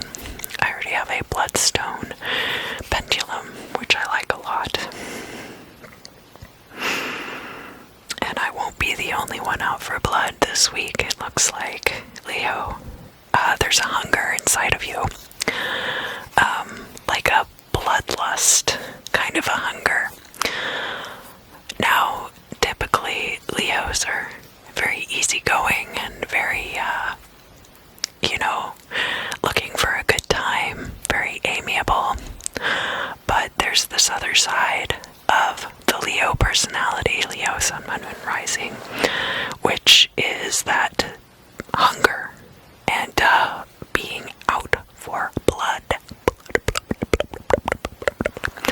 Now, does this mean you're going to rip out your roommate's throat or get a little too rough with your spouse?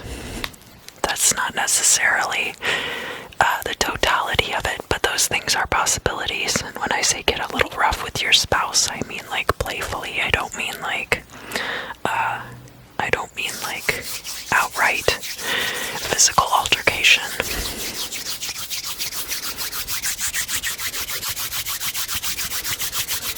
I, for one, am married to a Cancer, and he's very soft, so I have to be careful. But in this case, there's going to be this kind of hunger, and it's going to be a hunger for flesh. So you might find yourself craving more meat. You might find yourself craving energy. So not necessarily flesh, but the energy of other people. You might find yourself in desiring to vampirize other people's energy.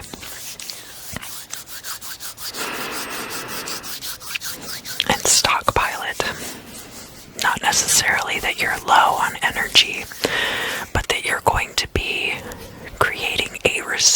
energy that's just for you, out of other people's energy, which isn't a very ethical thing to do, but I certainly am not judging from where I'm sitting, because I also am a Leo, so I know that this is going to be affecting me as well.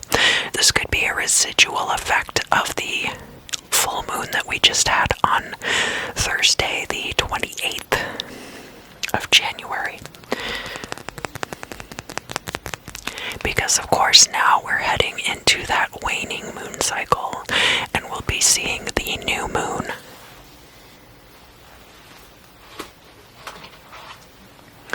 Which is going to be in Aquarius and conjunct with the sun on Thursday the 11th.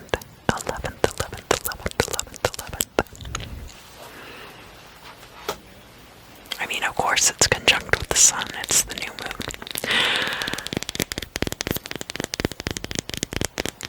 But this being in your oppositional sign of Aquarius, as much as that tide flowed in for that full moon, so the tide will be flowing back out again for the new moon, and this is going to create that bloodlust within you, that desire for vampirism of any kind.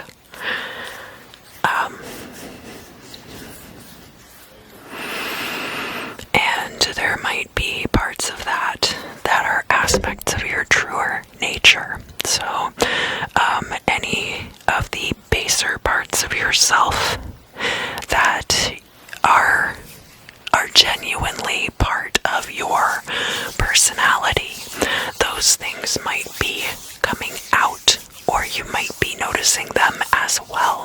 And that's going to be different for everyone, so I can't really be more specific about that, other than just whether you have traits like being impulsive or reckless, or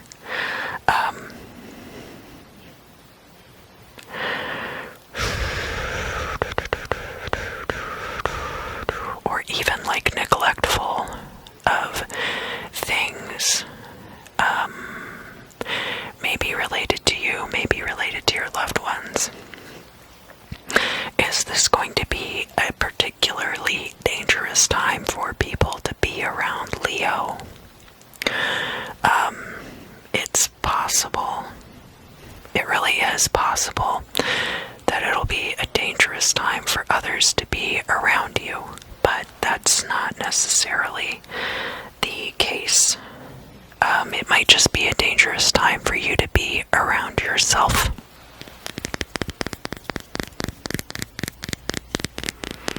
Is there anything else that I need to tell Leo about this week ahead? No, I think it's time to move on to the bibliomancy. Bibliomancy.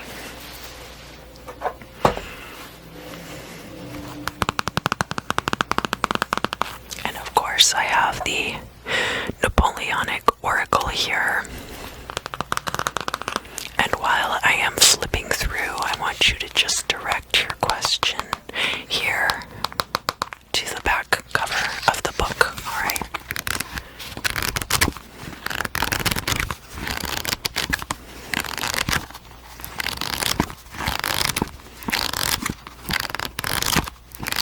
Just direct that question into the back cover, and we will see what we shall see. Think right in here. Okay. It signifieth that thy conduct requireth amendment. So there's something that you're doing where you're not living right, and it's going to need to be changed, and that's going to come up for you this week. Or that could just be an answer to your question. Leo, I always have a great time hanging out with you. I hope you have a great time when you come here as well. I hope you have a great week, and I look forward to seeing you again very soon. Hi Virgo. Hello, hello, hello.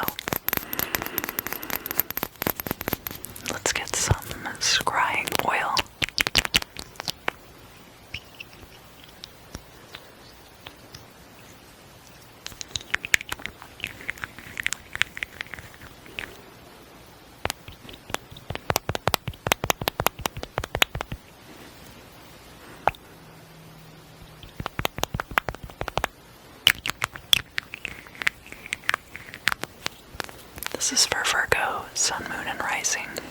And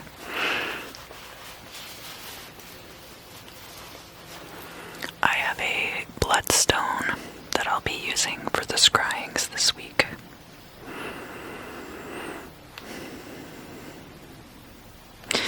I'm hearing he is on indefinite hiatus. I don't know who he is. It could be he or she or they. Is this talking about Virgo? Or is it talking about someone else that Virgo's dealing with? This might be dealing with you, Virgo. There could be something that you've been working on. This is an Eight of Cups type energy, just to give you a tarot analogy, where there's something that you've been working on for quite some time. You might even be almost finished with it, but people have come to expect it from you.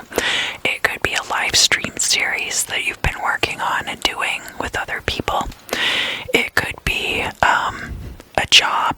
It could be some kind of career path. And this might not be a sudden decision. This might be something that you've been thinking about for a while.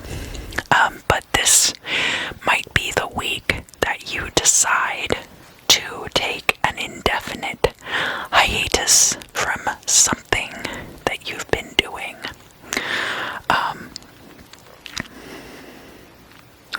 Virgo, Sun, Moon, and Rising.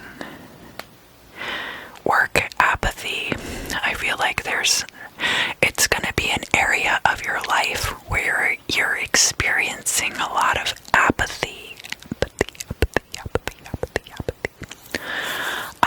And because your heart's just not in it anymore, it's difficult for you to commit energy to it. And therefore, rather than do a half behind job, rather than giving it 30% and having it be not good, you're just going to step aside and let other people take over the material.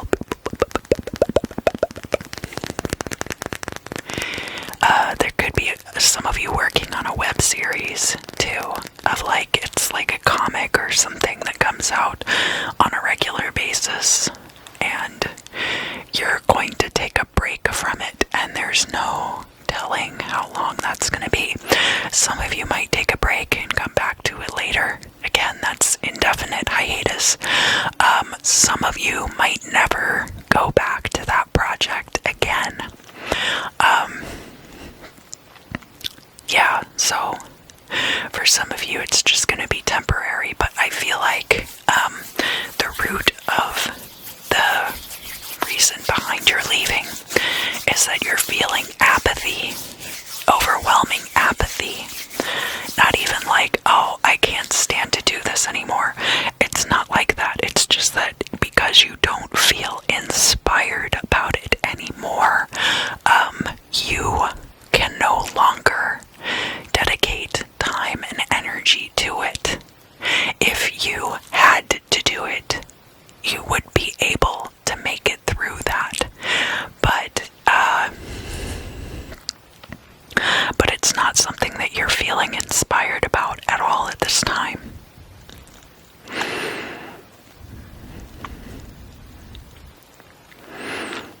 Is there anything else I need to tell Virgo about this week ahead, February 3rd through the 10th?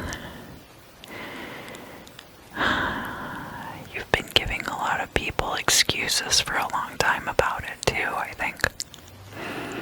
Like, I just haven't felt like this, or I've been working on that. And so finally, it's not like, oh, the excuses have piled up to a point where you can't ignore them anymore. As far as other people are concerned, I don't think anybody else has noticed, but as far as you are concerned, you're starting to look at this stack of excuses, Virgo, and think to yourself, everyone really deserves better. Not just out of me, but out of this situation, so that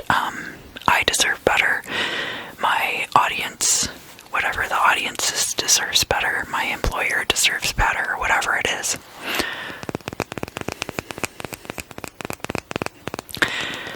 And now we're going to move on to the bibliomancy.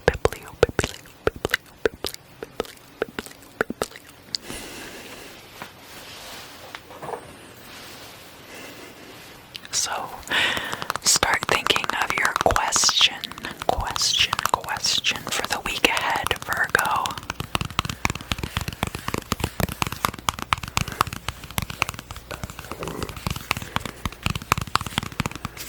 And direct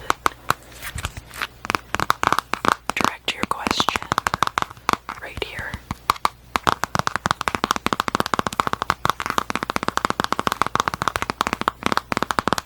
Right into the Napoleonic Oracle. And I'm going to flip through and I'm going to tell you your answer, alright?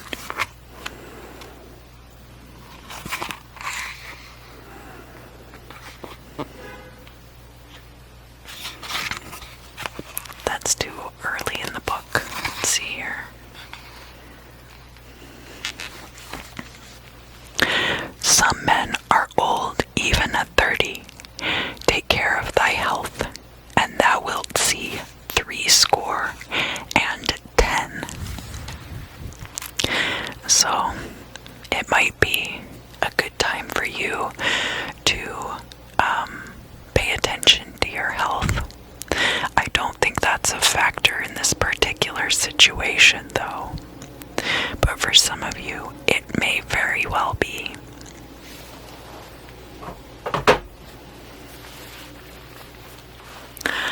Thank you for joining me, Virgo. I hope you enjoyed these messages. I know I enjoy hanging out with you guys. I hope you have a great week ahead, and I look forward to seeing you again very soon. Hello, Libra. Welcome back. Welcome back, Libra. Welcome back. Let's get out some scrying oil.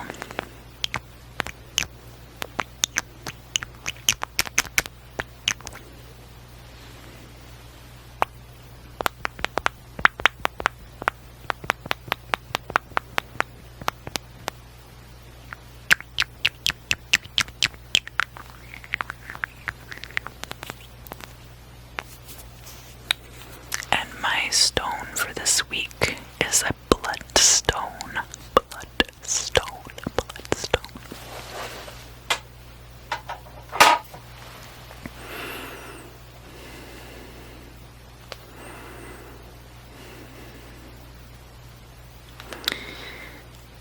Libra, I'm seeing a bunch of oranges, like a basket full of oranges, or an orange treat. Now, back in the day, back before you had those oranges that you whack and you unwrap, the reason those are shaped like an orange, partially the reason is that oranges used to be pretty rare. It was hard for common folk to get fresh fruit. And so fresh fruit, especially a sweet citrus, as opposed to lemons and limes, sweet citrus like an orange was a common treat to be found in Christmas stockings.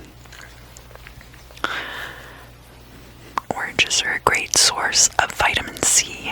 They do have a lot of healthy, and calcium, a lot of healthy components to them. And so I feel like this week there's going to be a situation in which you're getting an orange in your stocking, kind of like in Mario where you get a 1-up, or you have your life restored by a mushroom. There's going to be some aspect of something that you get. This could be like federal funding of some kind. It could be a grant coming through for you, but it could also be like going to the doctor and getting a prescription for something that ends up improving your health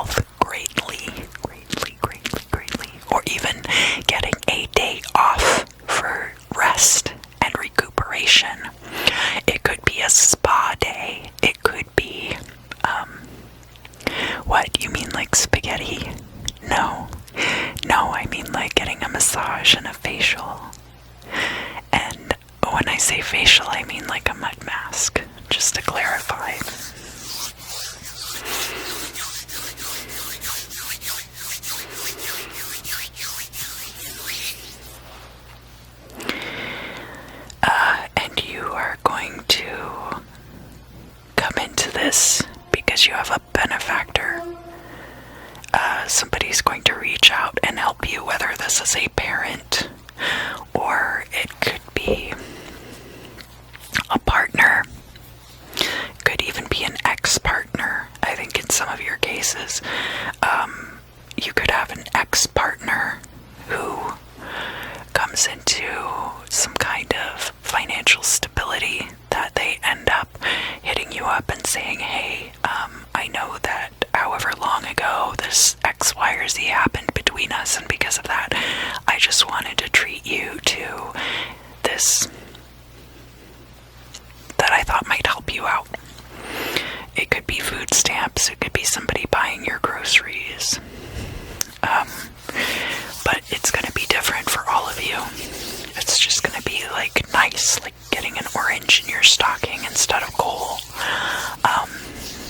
Although I don't think any of you were anticipating getting coal, so it's not like that kind of surprise. The thickness of it is going to come into question.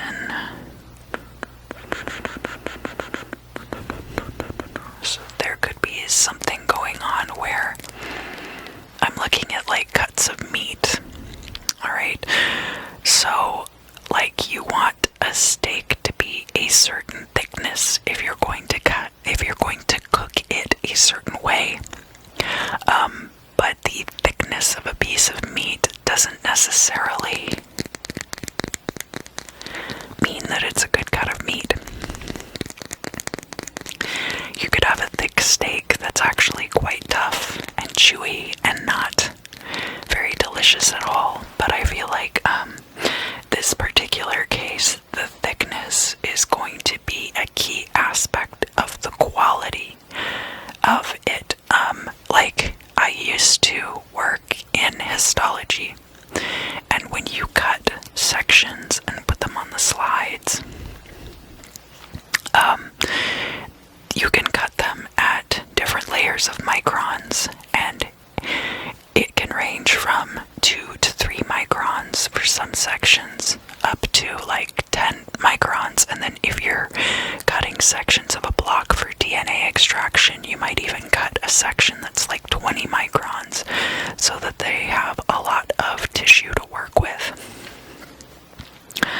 And so I think that this might be, some of you might work in labs or something like that, where the thickness is going to make a big difference in something that if you're looking at it and it's one thickness, that it means one thing, and if you're looking at it and it's much thicker, it means something else.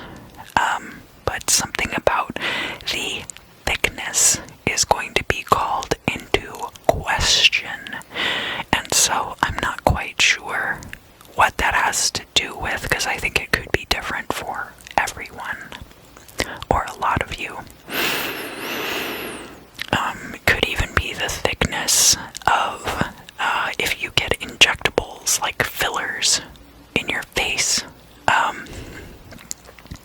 When you first get fillers, and I haven't had them yet, it's not something I'm opposed to, I don't have expendable income for that right now, and haven't felt like I needed it. But anyway, when you first get injections, the injection site swells, and so there's a thickness there. It could also be the thickness of scar tissue. It could be thickness. It also could be richness. So, like that episode of Seinfeld where they were talking about, God, that's a dated reference. I don't know how many of you are actually gonna be thinking about Seinfeld, but everybody was so into this fat-free frozen yogurt, and they were all like, oh, it's super healthy because it's fat-free. free, and they were eating like so much frozen yogurt and putting on all this weight, and they couldn't figure it out, right? The richness of something might be called into question. The thickness, the richness, sabroso, rico, sabroso, just that something is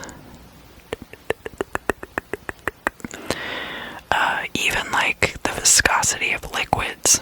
Sometimes if a liquid is too viscous, you won't be able to overcome the internal tension of the structure of that liquid, and it won't fit through certain tubing or certain pipes or a syringe or something like that. So there could be something like that as well, where you're looking at the viscosity of something, whether it's like you think your kids have been refilling your liquor bottles with water, whether it's looking at the viscosity of a cooking oil and thinking that the viscosity of this cooking oil doesn't look like what the label says it is. It could be something like that. There's going to be discernment. This is about discernment more than anything else, and not necessarily that that there is a deception going on. Only that that something is unclear, and there's a discernment that needs to take place. All right, so now we're going to look into the bibliomancy.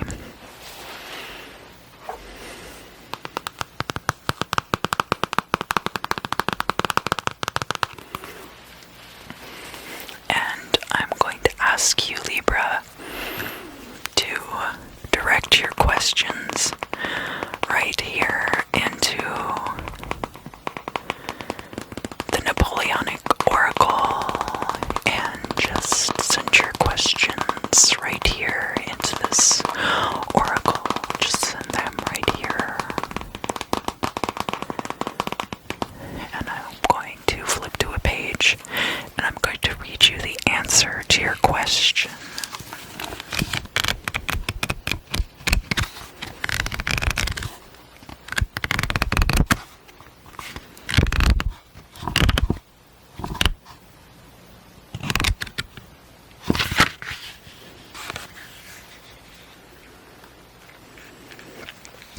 When thou hast recovered thy goods, be careful of them for the future.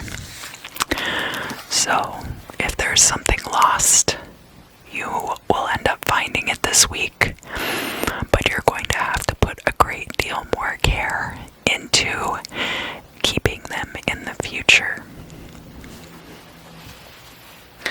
Libra, I always have a great time hanging out with you guys. I hope you do too. I hope you have a great week, and I look forward to seeing you again very soon.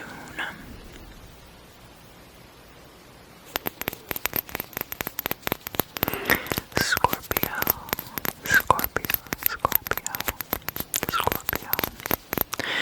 If you haven't listened to the ephemera yet at the beginning of the video, it's important for you to know that during this week there will be a moon in Scorpio. So, especially you moon sign Scorpios, make sure that you listen to the ephemera at the beginning of the video.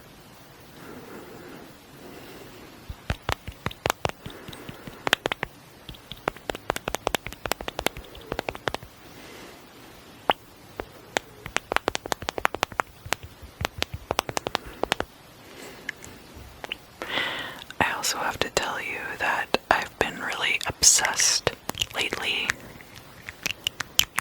with that scene from OC, and I think you know exactly which one I'm talking about. The one with Imogen Heap's hide and seek. That,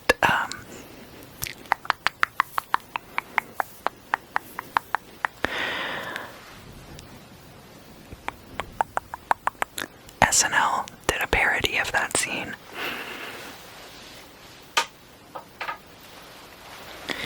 There was a recent TikTok where the cat was getting into the cabinets and stealing snacks from the roommate. And hide and seek was the soundtrack for that TikTok as well. And I very much felt like they had a similar energy. Scorpio this week I'm using Bloodstone.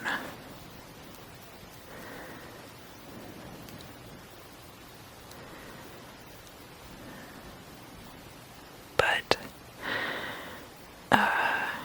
one of the common threads in the TikTok and also in that scene in the OC is betrayals, but not the kind of betrayal that you're thinking. There's also a loyalty there too. Betrayal from an obvious source. Betrayal from an obvious source, but loyalty that you may have questioned pulling through for you in the clinch.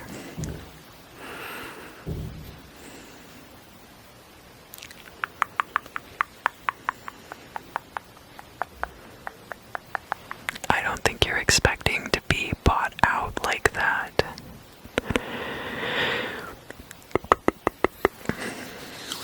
Some of you are getting bought out. I don't know if this is your shares in a company. This could also be like a living situation. So, sometimes there's this thing called eminent domain, and the government will buy your house so they can tear it down and build a highway. And I've been hearing some really nasty stories about that, where people aren't getting paid what their house is worth and all of that. Anyway,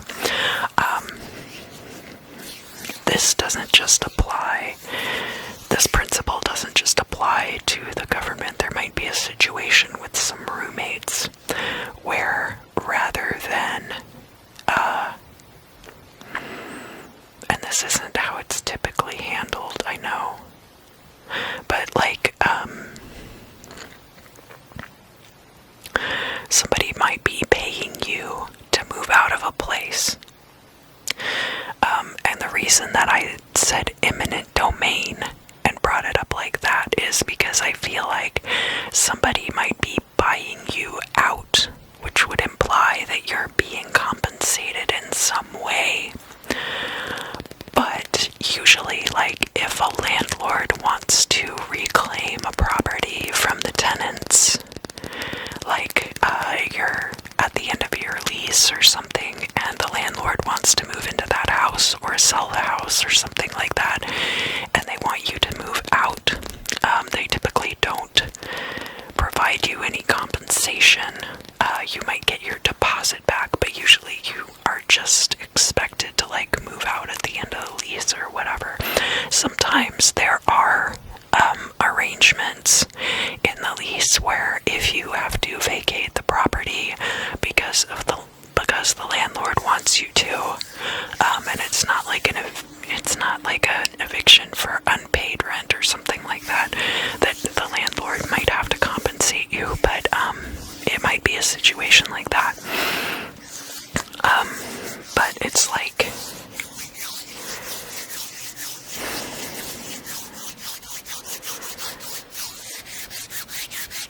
I'm paying you to leave me alone.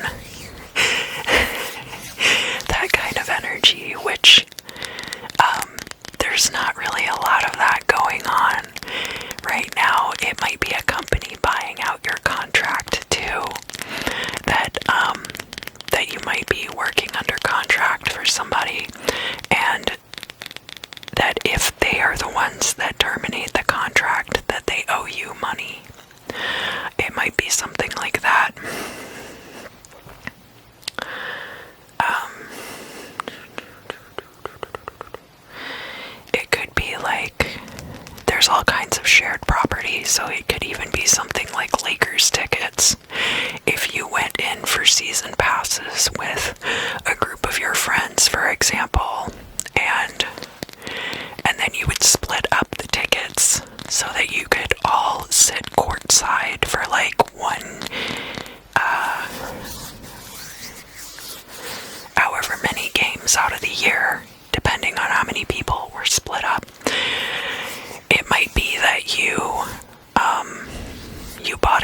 situation like that, and then for whatever reason, everyone else involved was like,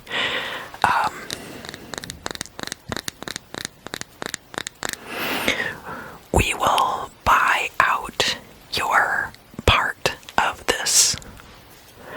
Or it could be like a lottery ticket situation, but I don't see how it could be. Usually like with wagers like that, there's not really like a buying you out sort of a thing going on, so I don't think it's like that. But anything where you could have like a joint property, you could be getting bought out. Now, hold on. Because I mentioned the moon in Scorpio, right? So, like, look at, especially like Wednesday and Thursday, in the afternoon on Wednesday, there's going to be an opposition with Uranus and Taurus, which would be like joint property type energy. And then on Thursday, there would, like around 7 or 10 in the morning, if you're in the United States, there's going to be an opposition between the moon in Scorpio and Mars in Taurus. So look at Wednesday and Thursday, kind of that period from Wednesday evening until Thursday morning, like mid-morning-ish. There could be something coming up like that, and you can listen to the ephemera at the beginning of the video, like I said before, if you want more information.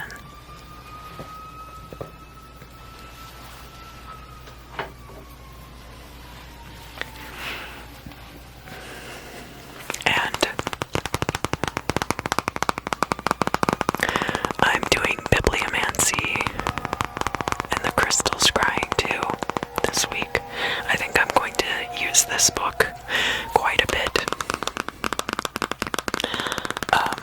for the crystal scrying videos. Basically, at the end, you think of your question, right? So start thinking of your question, and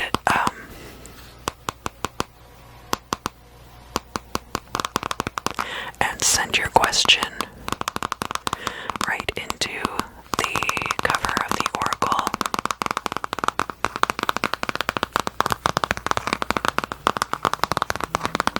And then I'm going to read to you an answer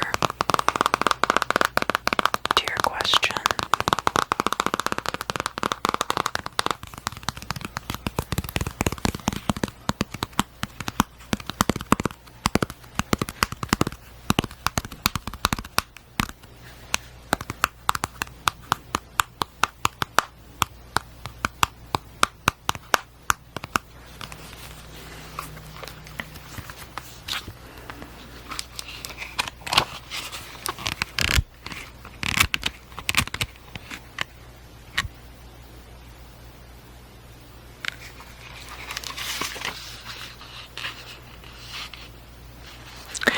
Let thy heart be cheered under thy misfortunes, for prosperity will return to thee in due season.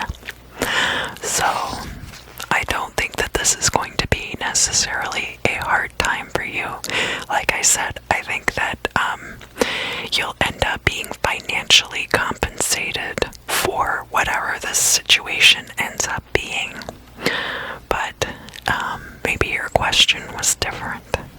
But this definitely ties into what the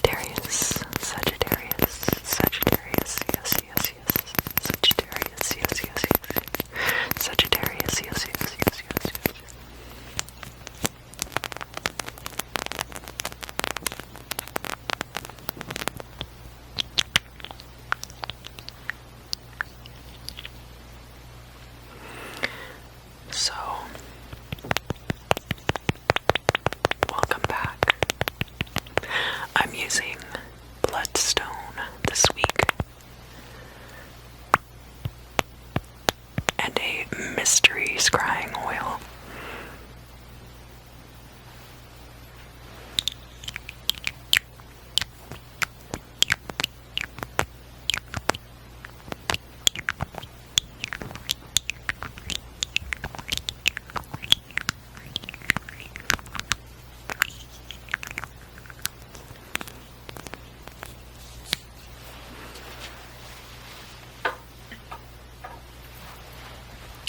Sagittarius, what is going to be going on for you this week, February 3rd through the 10th?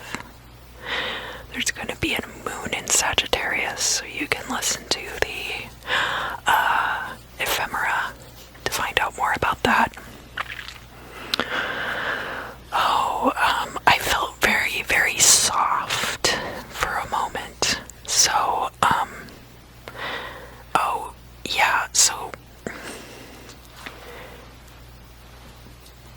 Sagittarius is a mutable energy, and there's going to be a square between the moon in Sagittarius and Neptune in Pisces, which is also mutable energy.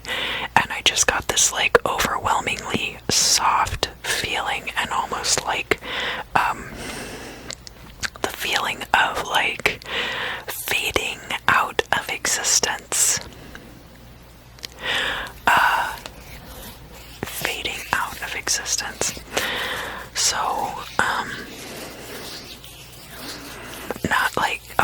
not fading out of existence, but kind of dispersing into your surroundings.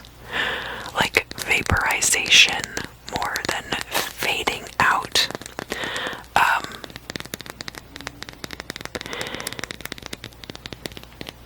It's possible that some of you could have some kind of health scare this week, but I'm not a doctor. You're gonna know more about that. You and your physician know more about that than I do. Definitely. But I don't know how many of you have experience with psychedelic drugs, and sometimes this can happen when you are using marijuana as well, but there's this dissociation of the self and a changing of the mind state from like thoughts of the self to like the interconnectedness of everything with you, so that the ego is kind of absorbed by everything else in the universe, and there is a dissociation into that state. I found this to be especially true of salvia, but salvia was very hard, and this is a very soft feeling. Now, you don't have to be on drugs to experience this. This is something that could happen through meditation. It could happen through dream states. It could even happen while you're watching ASMR.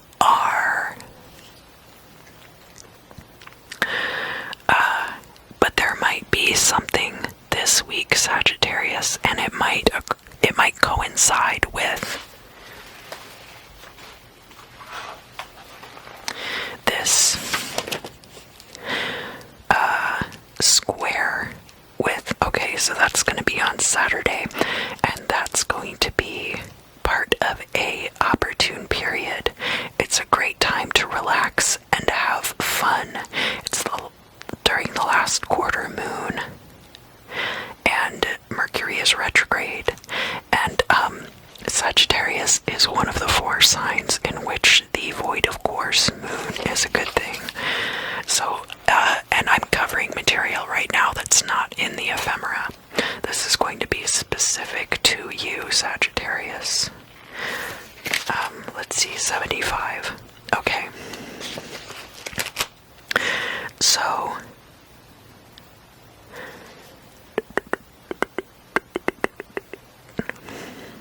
and this period system was created by Jim Chauvin. And so he's written about it here, or that person has written about it here.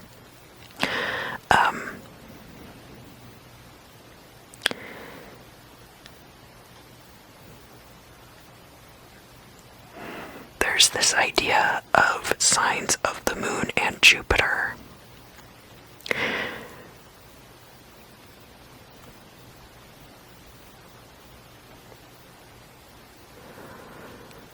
For those who want to understand the details of the system, they are explained here. If you just want to use it, all the information is in the planner. But the 4 signs of the moon and Jupiter are Taurus, Cancer, Sagittarius, and Pisces. So if you also have Taurus, Cancer, or Pisces in your chart, then this is especially going to apply to you.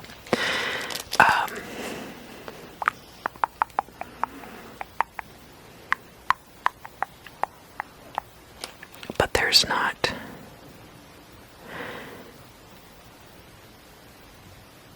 So those are the 4 signs of the zodiac in which the moon void periods are opportunity periods.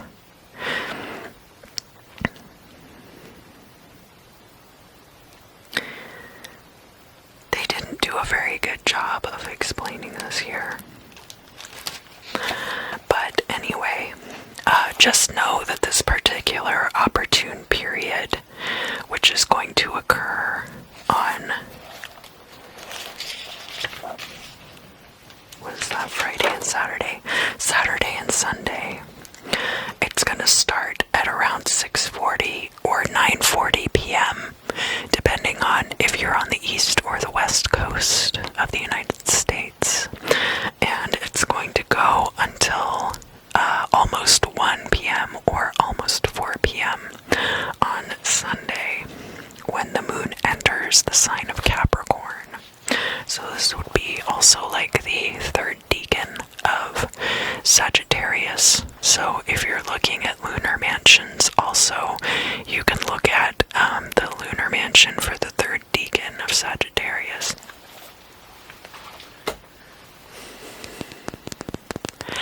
Is there anything else that Sagittarius needs to know about that particular situation or about the week ahead?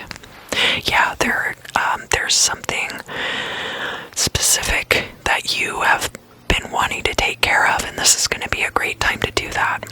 I don't know if it's like you need to have a talk with somebody that you're in a relationship with, or if there's like a project that you're trying to do, or if you have been wanting to rearrange your video game collection, organizing like files on your computer. Could be like that for some of you. I feel like a lot of you have a task that you have been needing to accomplish. And while this is a good time for rest and relaxation, I feel like this is something that kind of relates to that. You know, like organizing your DVDs, or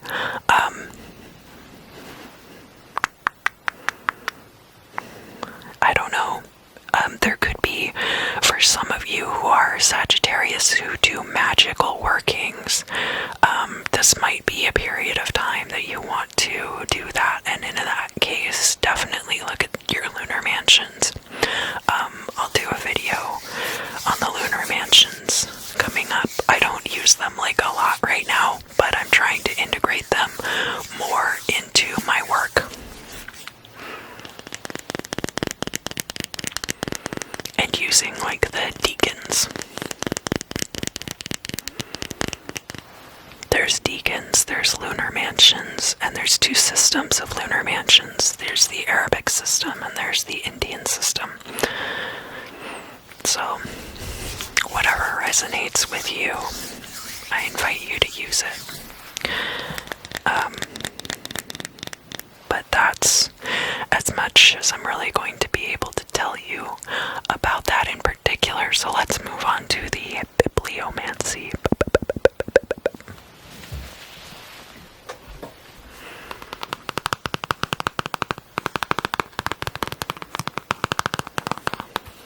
And we'll be working with the Napoleonic Oracle book, which is designed for bibliomancy. And they actually invite you to use geomancy to look up which fortune is yours, but I don't use it that way. No, I don't use it that way at all. I just flip through and find an answer. So focus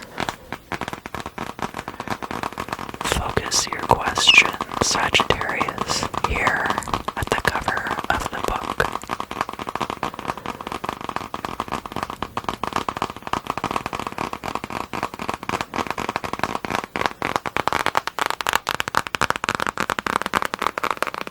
Alright, and now I'm going to flip through and I'm going to find you an answer, okay?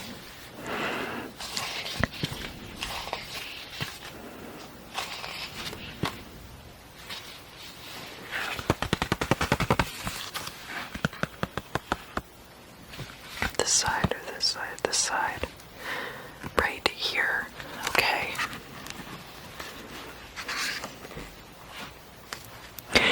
Misery will be the sharp portion of thy children, if their morals be corrupted by evil communication. So, for those of you who have kids, or even older parents, this might apply to them too, because we all know now about QAnon and Fox News and the ways that they can corrupt our older generation. So it's a street that goes both ways now, is it not? I would look into what your kids are consuming online. I would also look into what your parents are consuming online. It's possible that there are people in your life whose morals are being corrupted by social media or other sources on the internet or in regular media, though regular media has become much less relevant in the current time.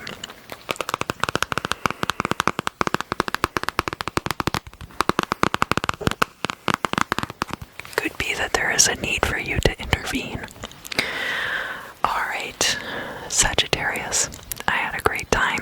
I hope you have fun when you come and do these with me. I hope you have a great week ahead of you, and I look forward to seeing you again very soon. Hello, Capricorn. Capricorn. Welcome back, Capricorn. Are you having a good year so far? You don't have to answer that without a lawyer present.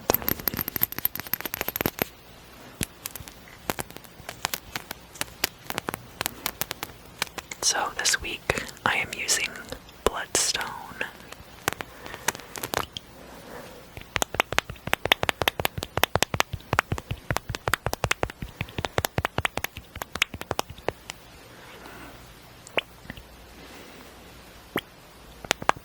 And I'm using a scrying oil, which is the same oil that I used for the ceromancy part of the reading.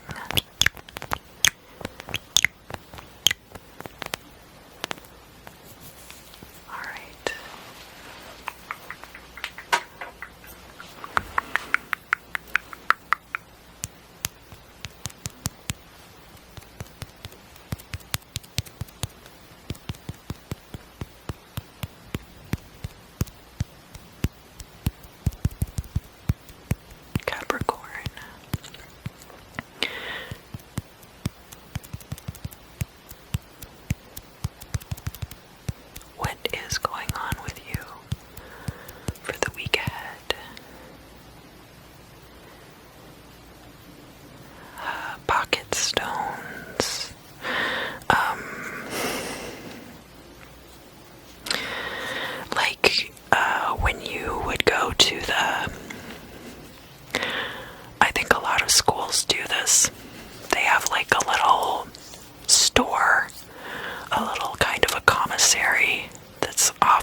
inside of the cafeteria sometimes, or your auditorium or something. Usually the cafeteria. Usually this is something that you're allowed to take part in at lunchtime. And the commissary has stuff like candy and little erasers that are different shapes, and sometimes they smell like candy, and they have like sometimes bags of chips and pencils and all kinds of fun stuff. And I feel like this was really big when I was growing up. Especially like we had those pencils where they had the little pieces of the leads, and you would pop each piece out of the top and then put it underneath, and it would shove the new piece up. Pencils like that, glitter gel pens. I feel like, and sometimes you wouldn't bring enough money, but you had a friend who was like, hey, it's like your birthday, or I like you a lot today, or something like that, and they would buy you like a pack of Skittles or something. They would be like, hey, what do you want? And you'd be like, oh, you don't have to get me anything. They'd be like, no, for real, I want to buy you this pack of Skittles. And so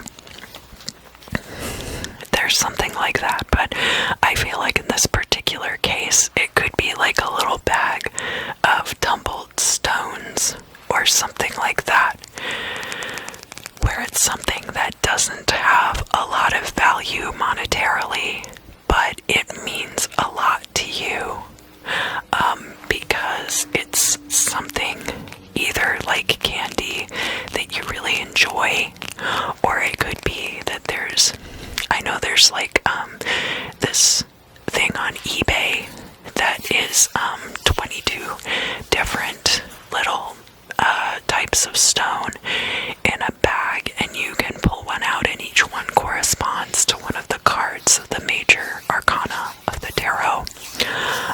There might be something like that. Or it's like, hey, I know that you've been going through this thing in your life, and so I took all of these stones like ocean jasper and black tourmaline and blue kyanite and rose quartz to help you deal with whatever it is that's going on in your life right now. Whatever that thing is that is causing you turmoil, I put together this little bag of stones for you, and you can carry it around in your pocket.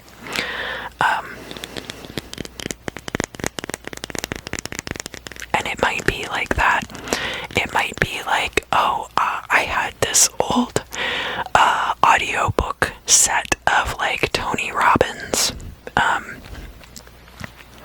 inspirational lectures for entrepreneurship that I listened to like a million years ago, and I have this CD set of these audiobooks, and you seem like you could really use this in your life right now.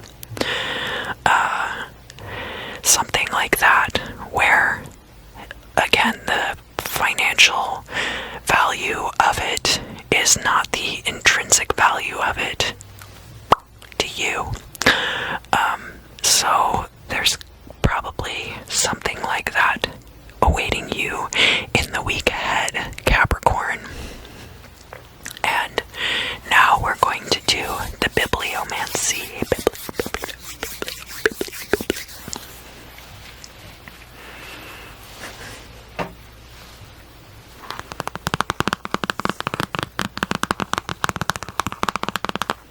And I have the Napoleonic Oracle here. So just direct your questions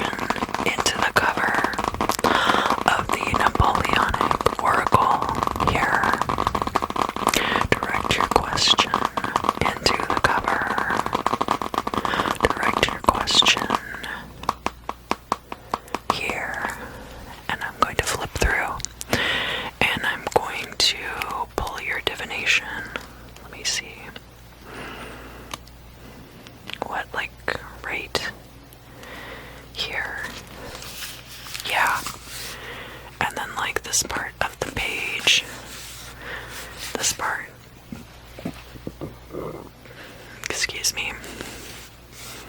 This part or this part? This part. I have to give you two. Don't tell anyone, okay? I don't want the other signs to get any weird ideas, alright?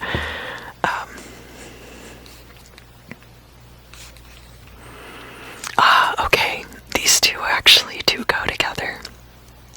Taste not, touch not, handle not.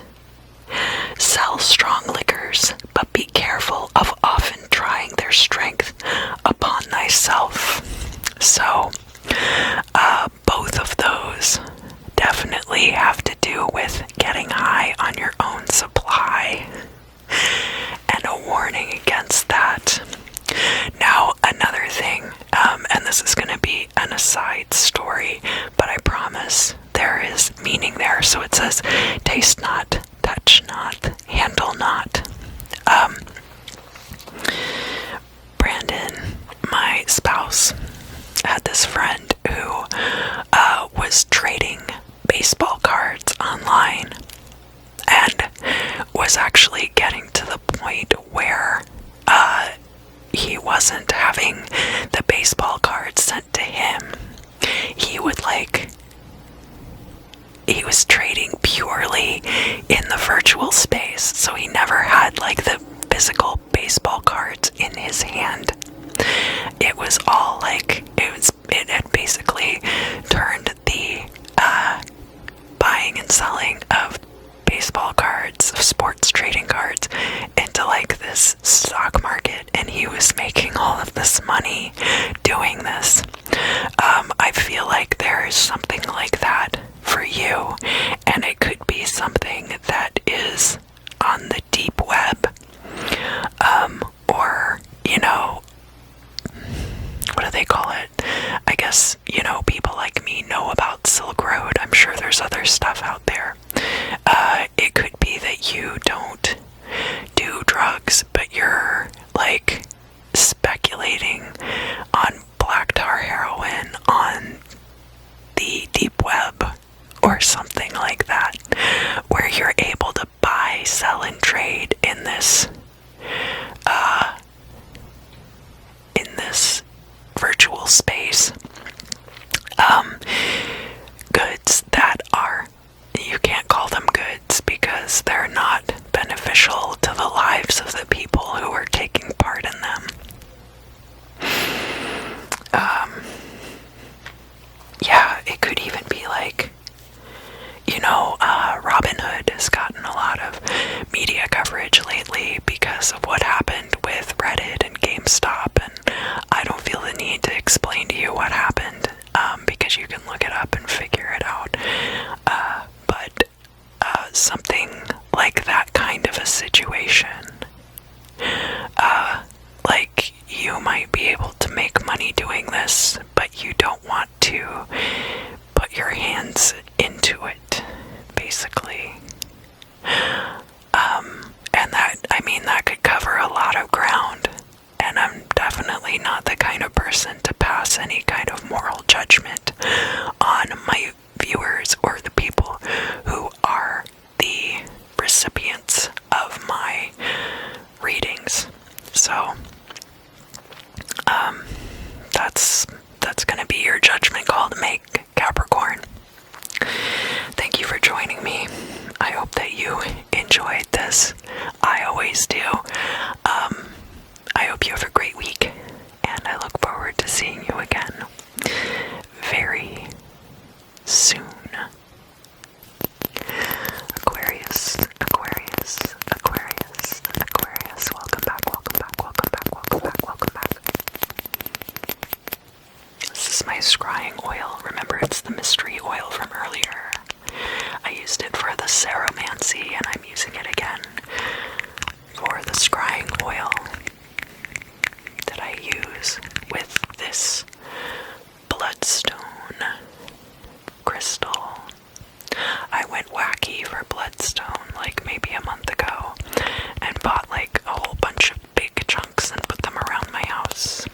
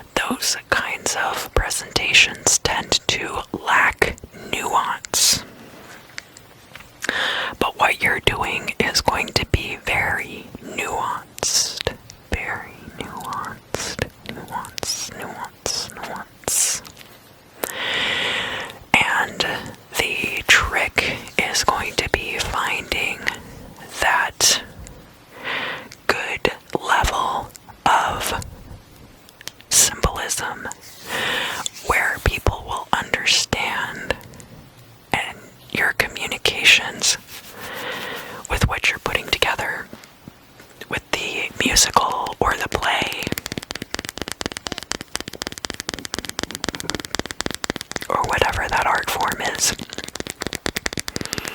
but are not going to be slammed over the head with obvious symbols. Like Jesus allegories are kind of played out, right? I think we can all agree on that.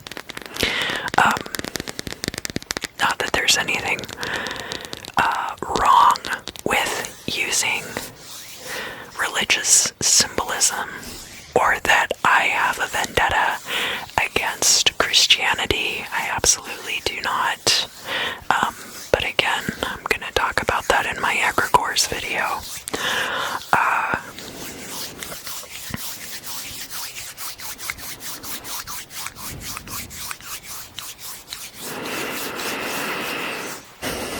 Somehow you got involved in producing this play, and you're talking about the script and writing the script, and it's all of these different aspects of the modern world represented through light and magic, and you are asking, it's like you're asking this group of people. And keep in mind too that there's like a lot of planets in your sign of Aquarius right now. The sun's in Aquarius.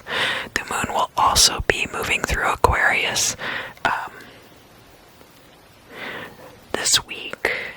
So starting on Tuesday, but then Thursday is going to be the Gazimi and the new moon in Aquarius. Venus is in Aquarius right now, Saturn is, Jupiter is, and Mercury is in Aquarius right now in retrograde. So, it's not even just that you are working on this allegorical play.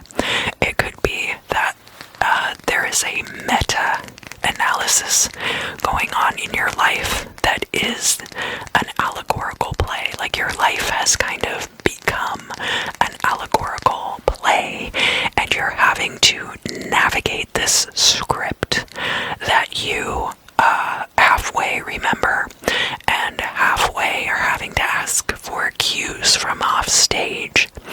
So there could be, and I know this seems kind of vague,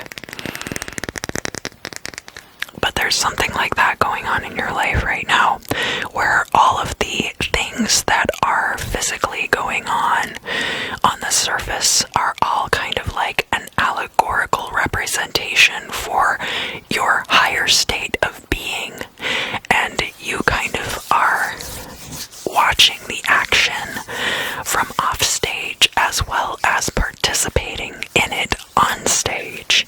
I feel very much like there's a separation of your two worlds going on, and that you're kind of bridging this gap between heaven and hell in your own life.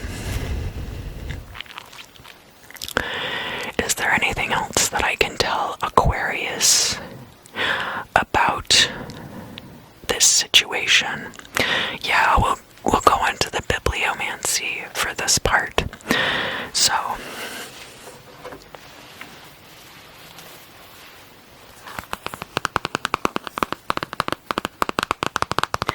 go ahead and start thinking about your question.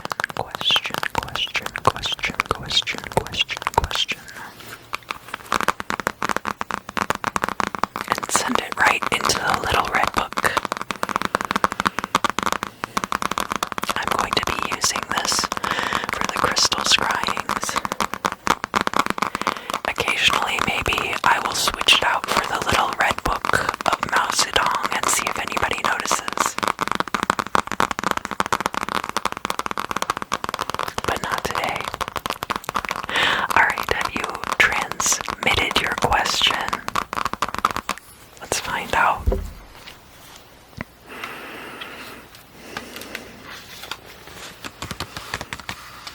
Right down here at the bottom, or up here at the top? No, right here. Okay. Right there. Okay. Visit a gaming house. Behold the despair of the gamester who has just lost his all, and then play. Well, dang, if that doesn't just sum up everything I just said real nicely. Yeah. All the world's a stage and all the men are players, right?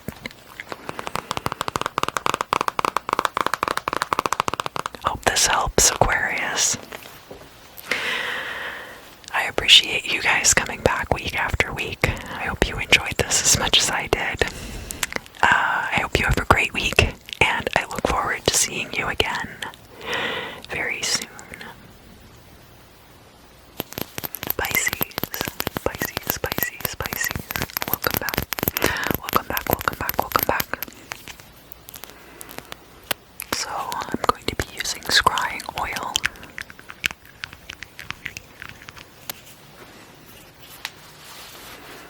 And I'm going to be using this bloodstone for scrying.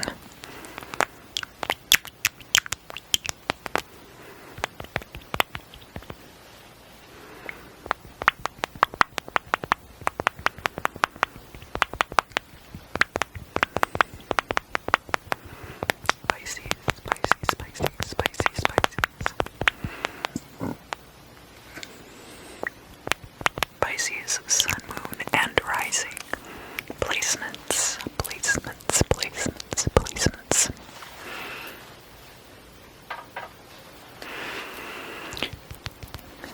So, Pisces, what do you have to look forward to this week? February 3rd through the 10th. Somebody might be going through major surgery. It might be you, but it might also be a close family member. But I think that was kind of a cosmic joke. The major surgery that might be taking place is things happening, personal improvement at the hands of others. Now, sometimes this can be uncomfortable, but not always, right? You might have a transformative experience with a friend.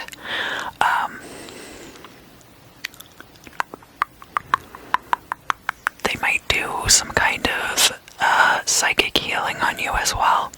There might be something like that going on for you this week, Pisces, or you might be doing psychic healing on someone else.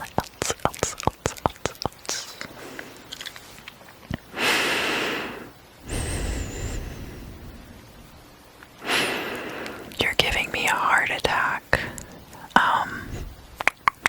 Somebody might be causing someone else anxiety.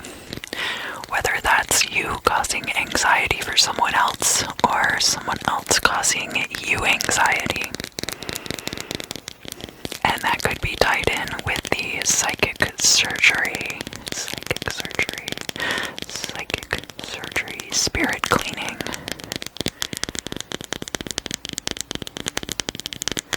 There might be part of that that is kind of stressful. I'm not quite sure what that would entail.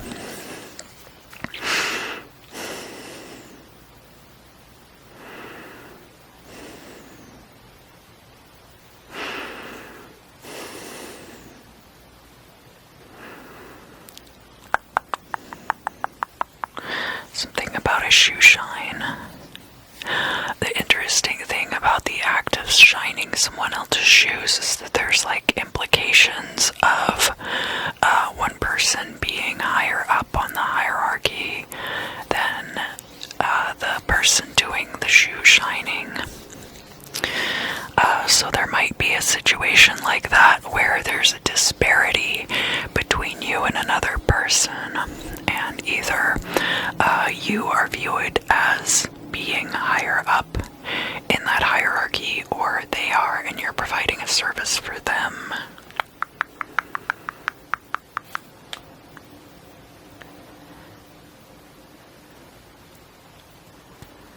I can't get close enough. I can't get comfortable. And again, that might have to do with the work that you're doing. I can't get close enough to the thing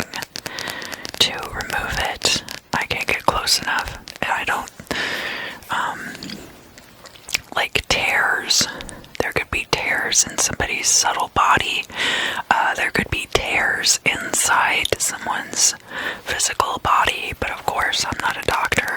You're a doctor and you know way more about your health than I do. But like, it's not like a tumor, it's like a rip or a tear. It could even be like a stab wound, but not in the physical sense. More like somebody like jabbed you with like energy. Could have been like having a bad interaction with somebody that left like psychic scarring, and you're dealing with that with somebody else.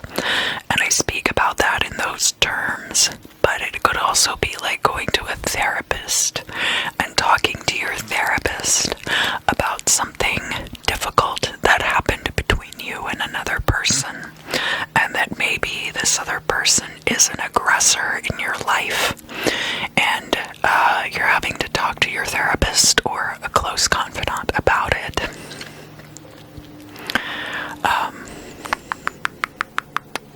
But in other cases, it's healing past wounds as well, or healing things that you didn't even realize. You didn't realize that this was dysfunctional. You didn't realize that this was holding you back in any way. You didn't realize that this was a sign of trauma. You didn't realize that this was a dysfunctional way to deal with things. We have so much more information now about mental health and what is reasonable to expect out of others and about situations that we find ourselves in. So, I'm going to move on to the bibliomancy now, because I think that for all of you that situation is going to be slightly different, and you'll recognize the nuances as you experience it.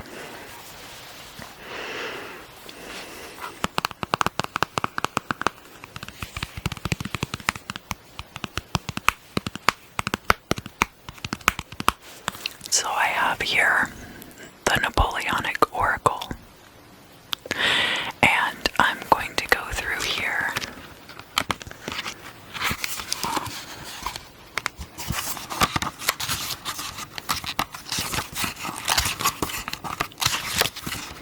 and I'm going to answer one question for you, Pisces. So think about your question for the next week and just direct your question right here.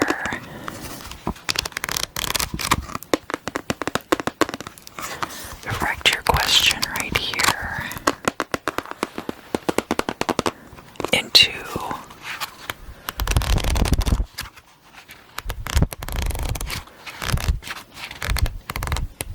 the Napoleonic Oracle.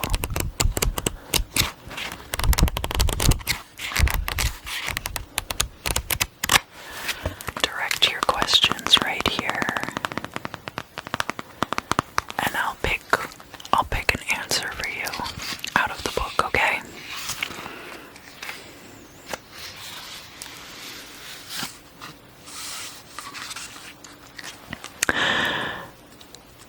If thy friend hath in one circumstance proved deceitful, trust him not a second time.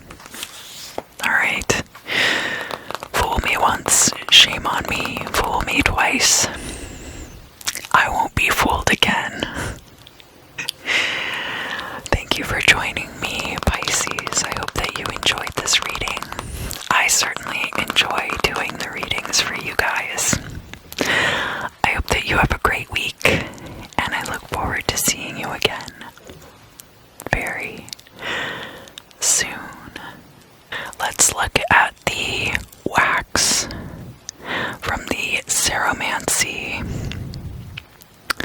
So here we have this little, it looks like a teddy bear from behind. Teddy bear from behind. Could be turning your back on childish things. was a little tail attached to the teddy bear, and I accidentally broke it off. We have here,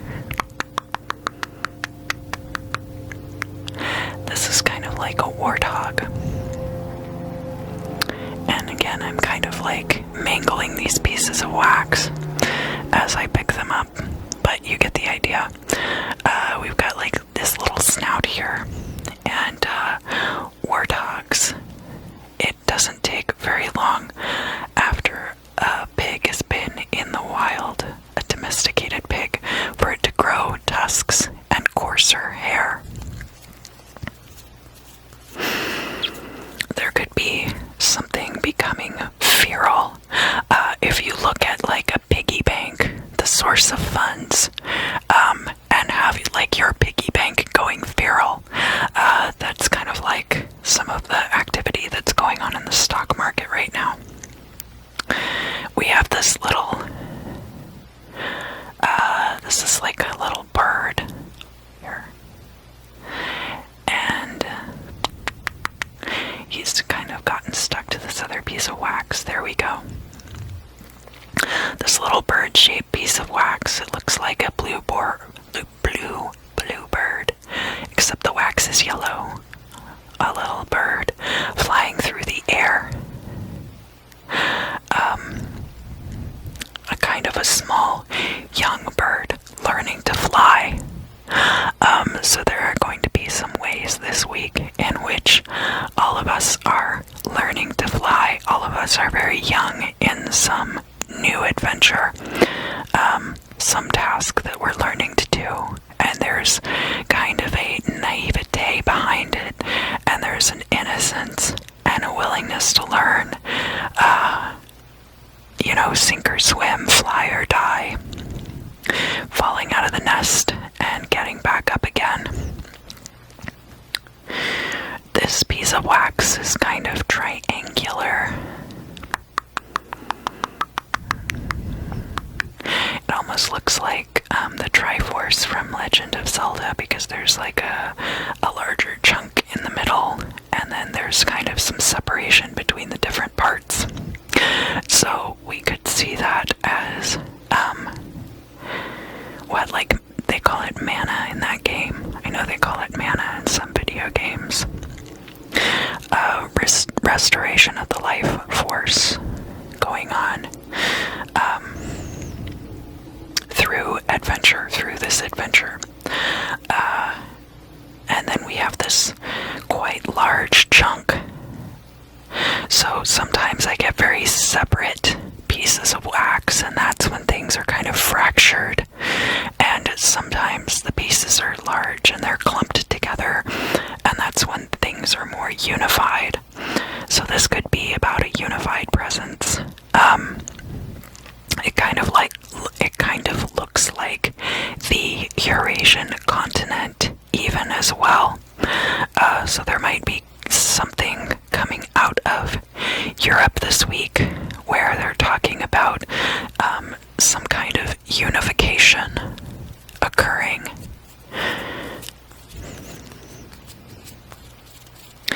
And I think that's it for the Ceromancy this week. As for if there's a yes or no, I'm getting a yes answer. But that's just a feeling that's not necessarily based on the wax, except that I see a lot of unification going on. So people coming together, concepts coming together, things that were previously disorganized coming together into one unified whole, which can be good, can also be detrimental. Just depends on the situation.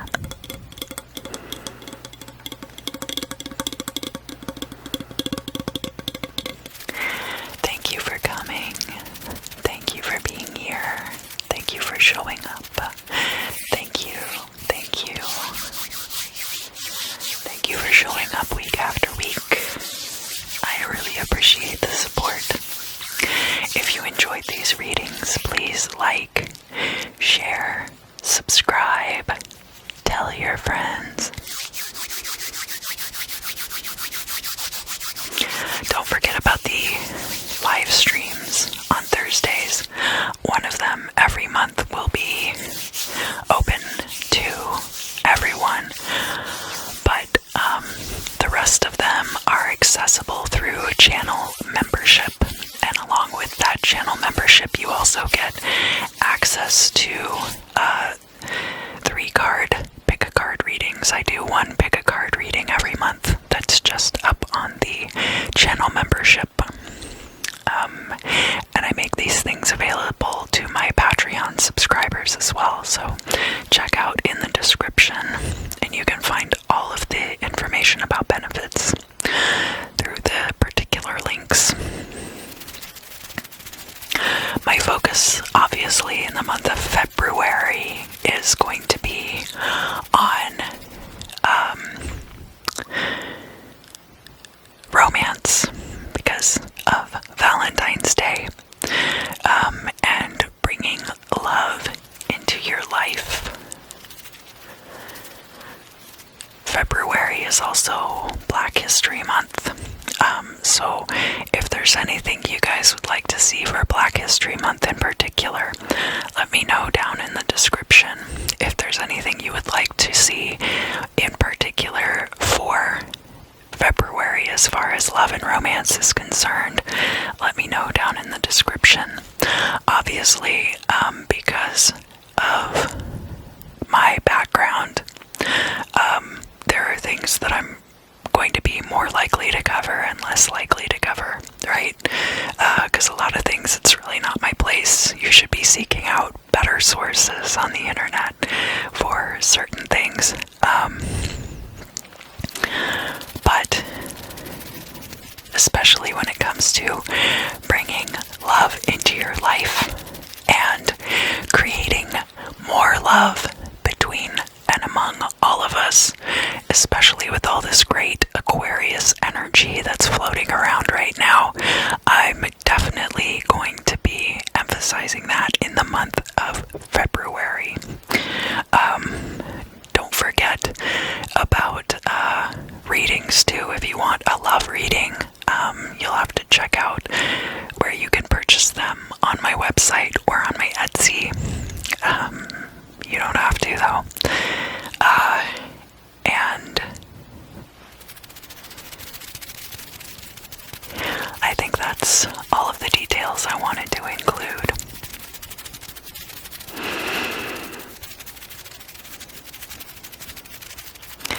Have a great week.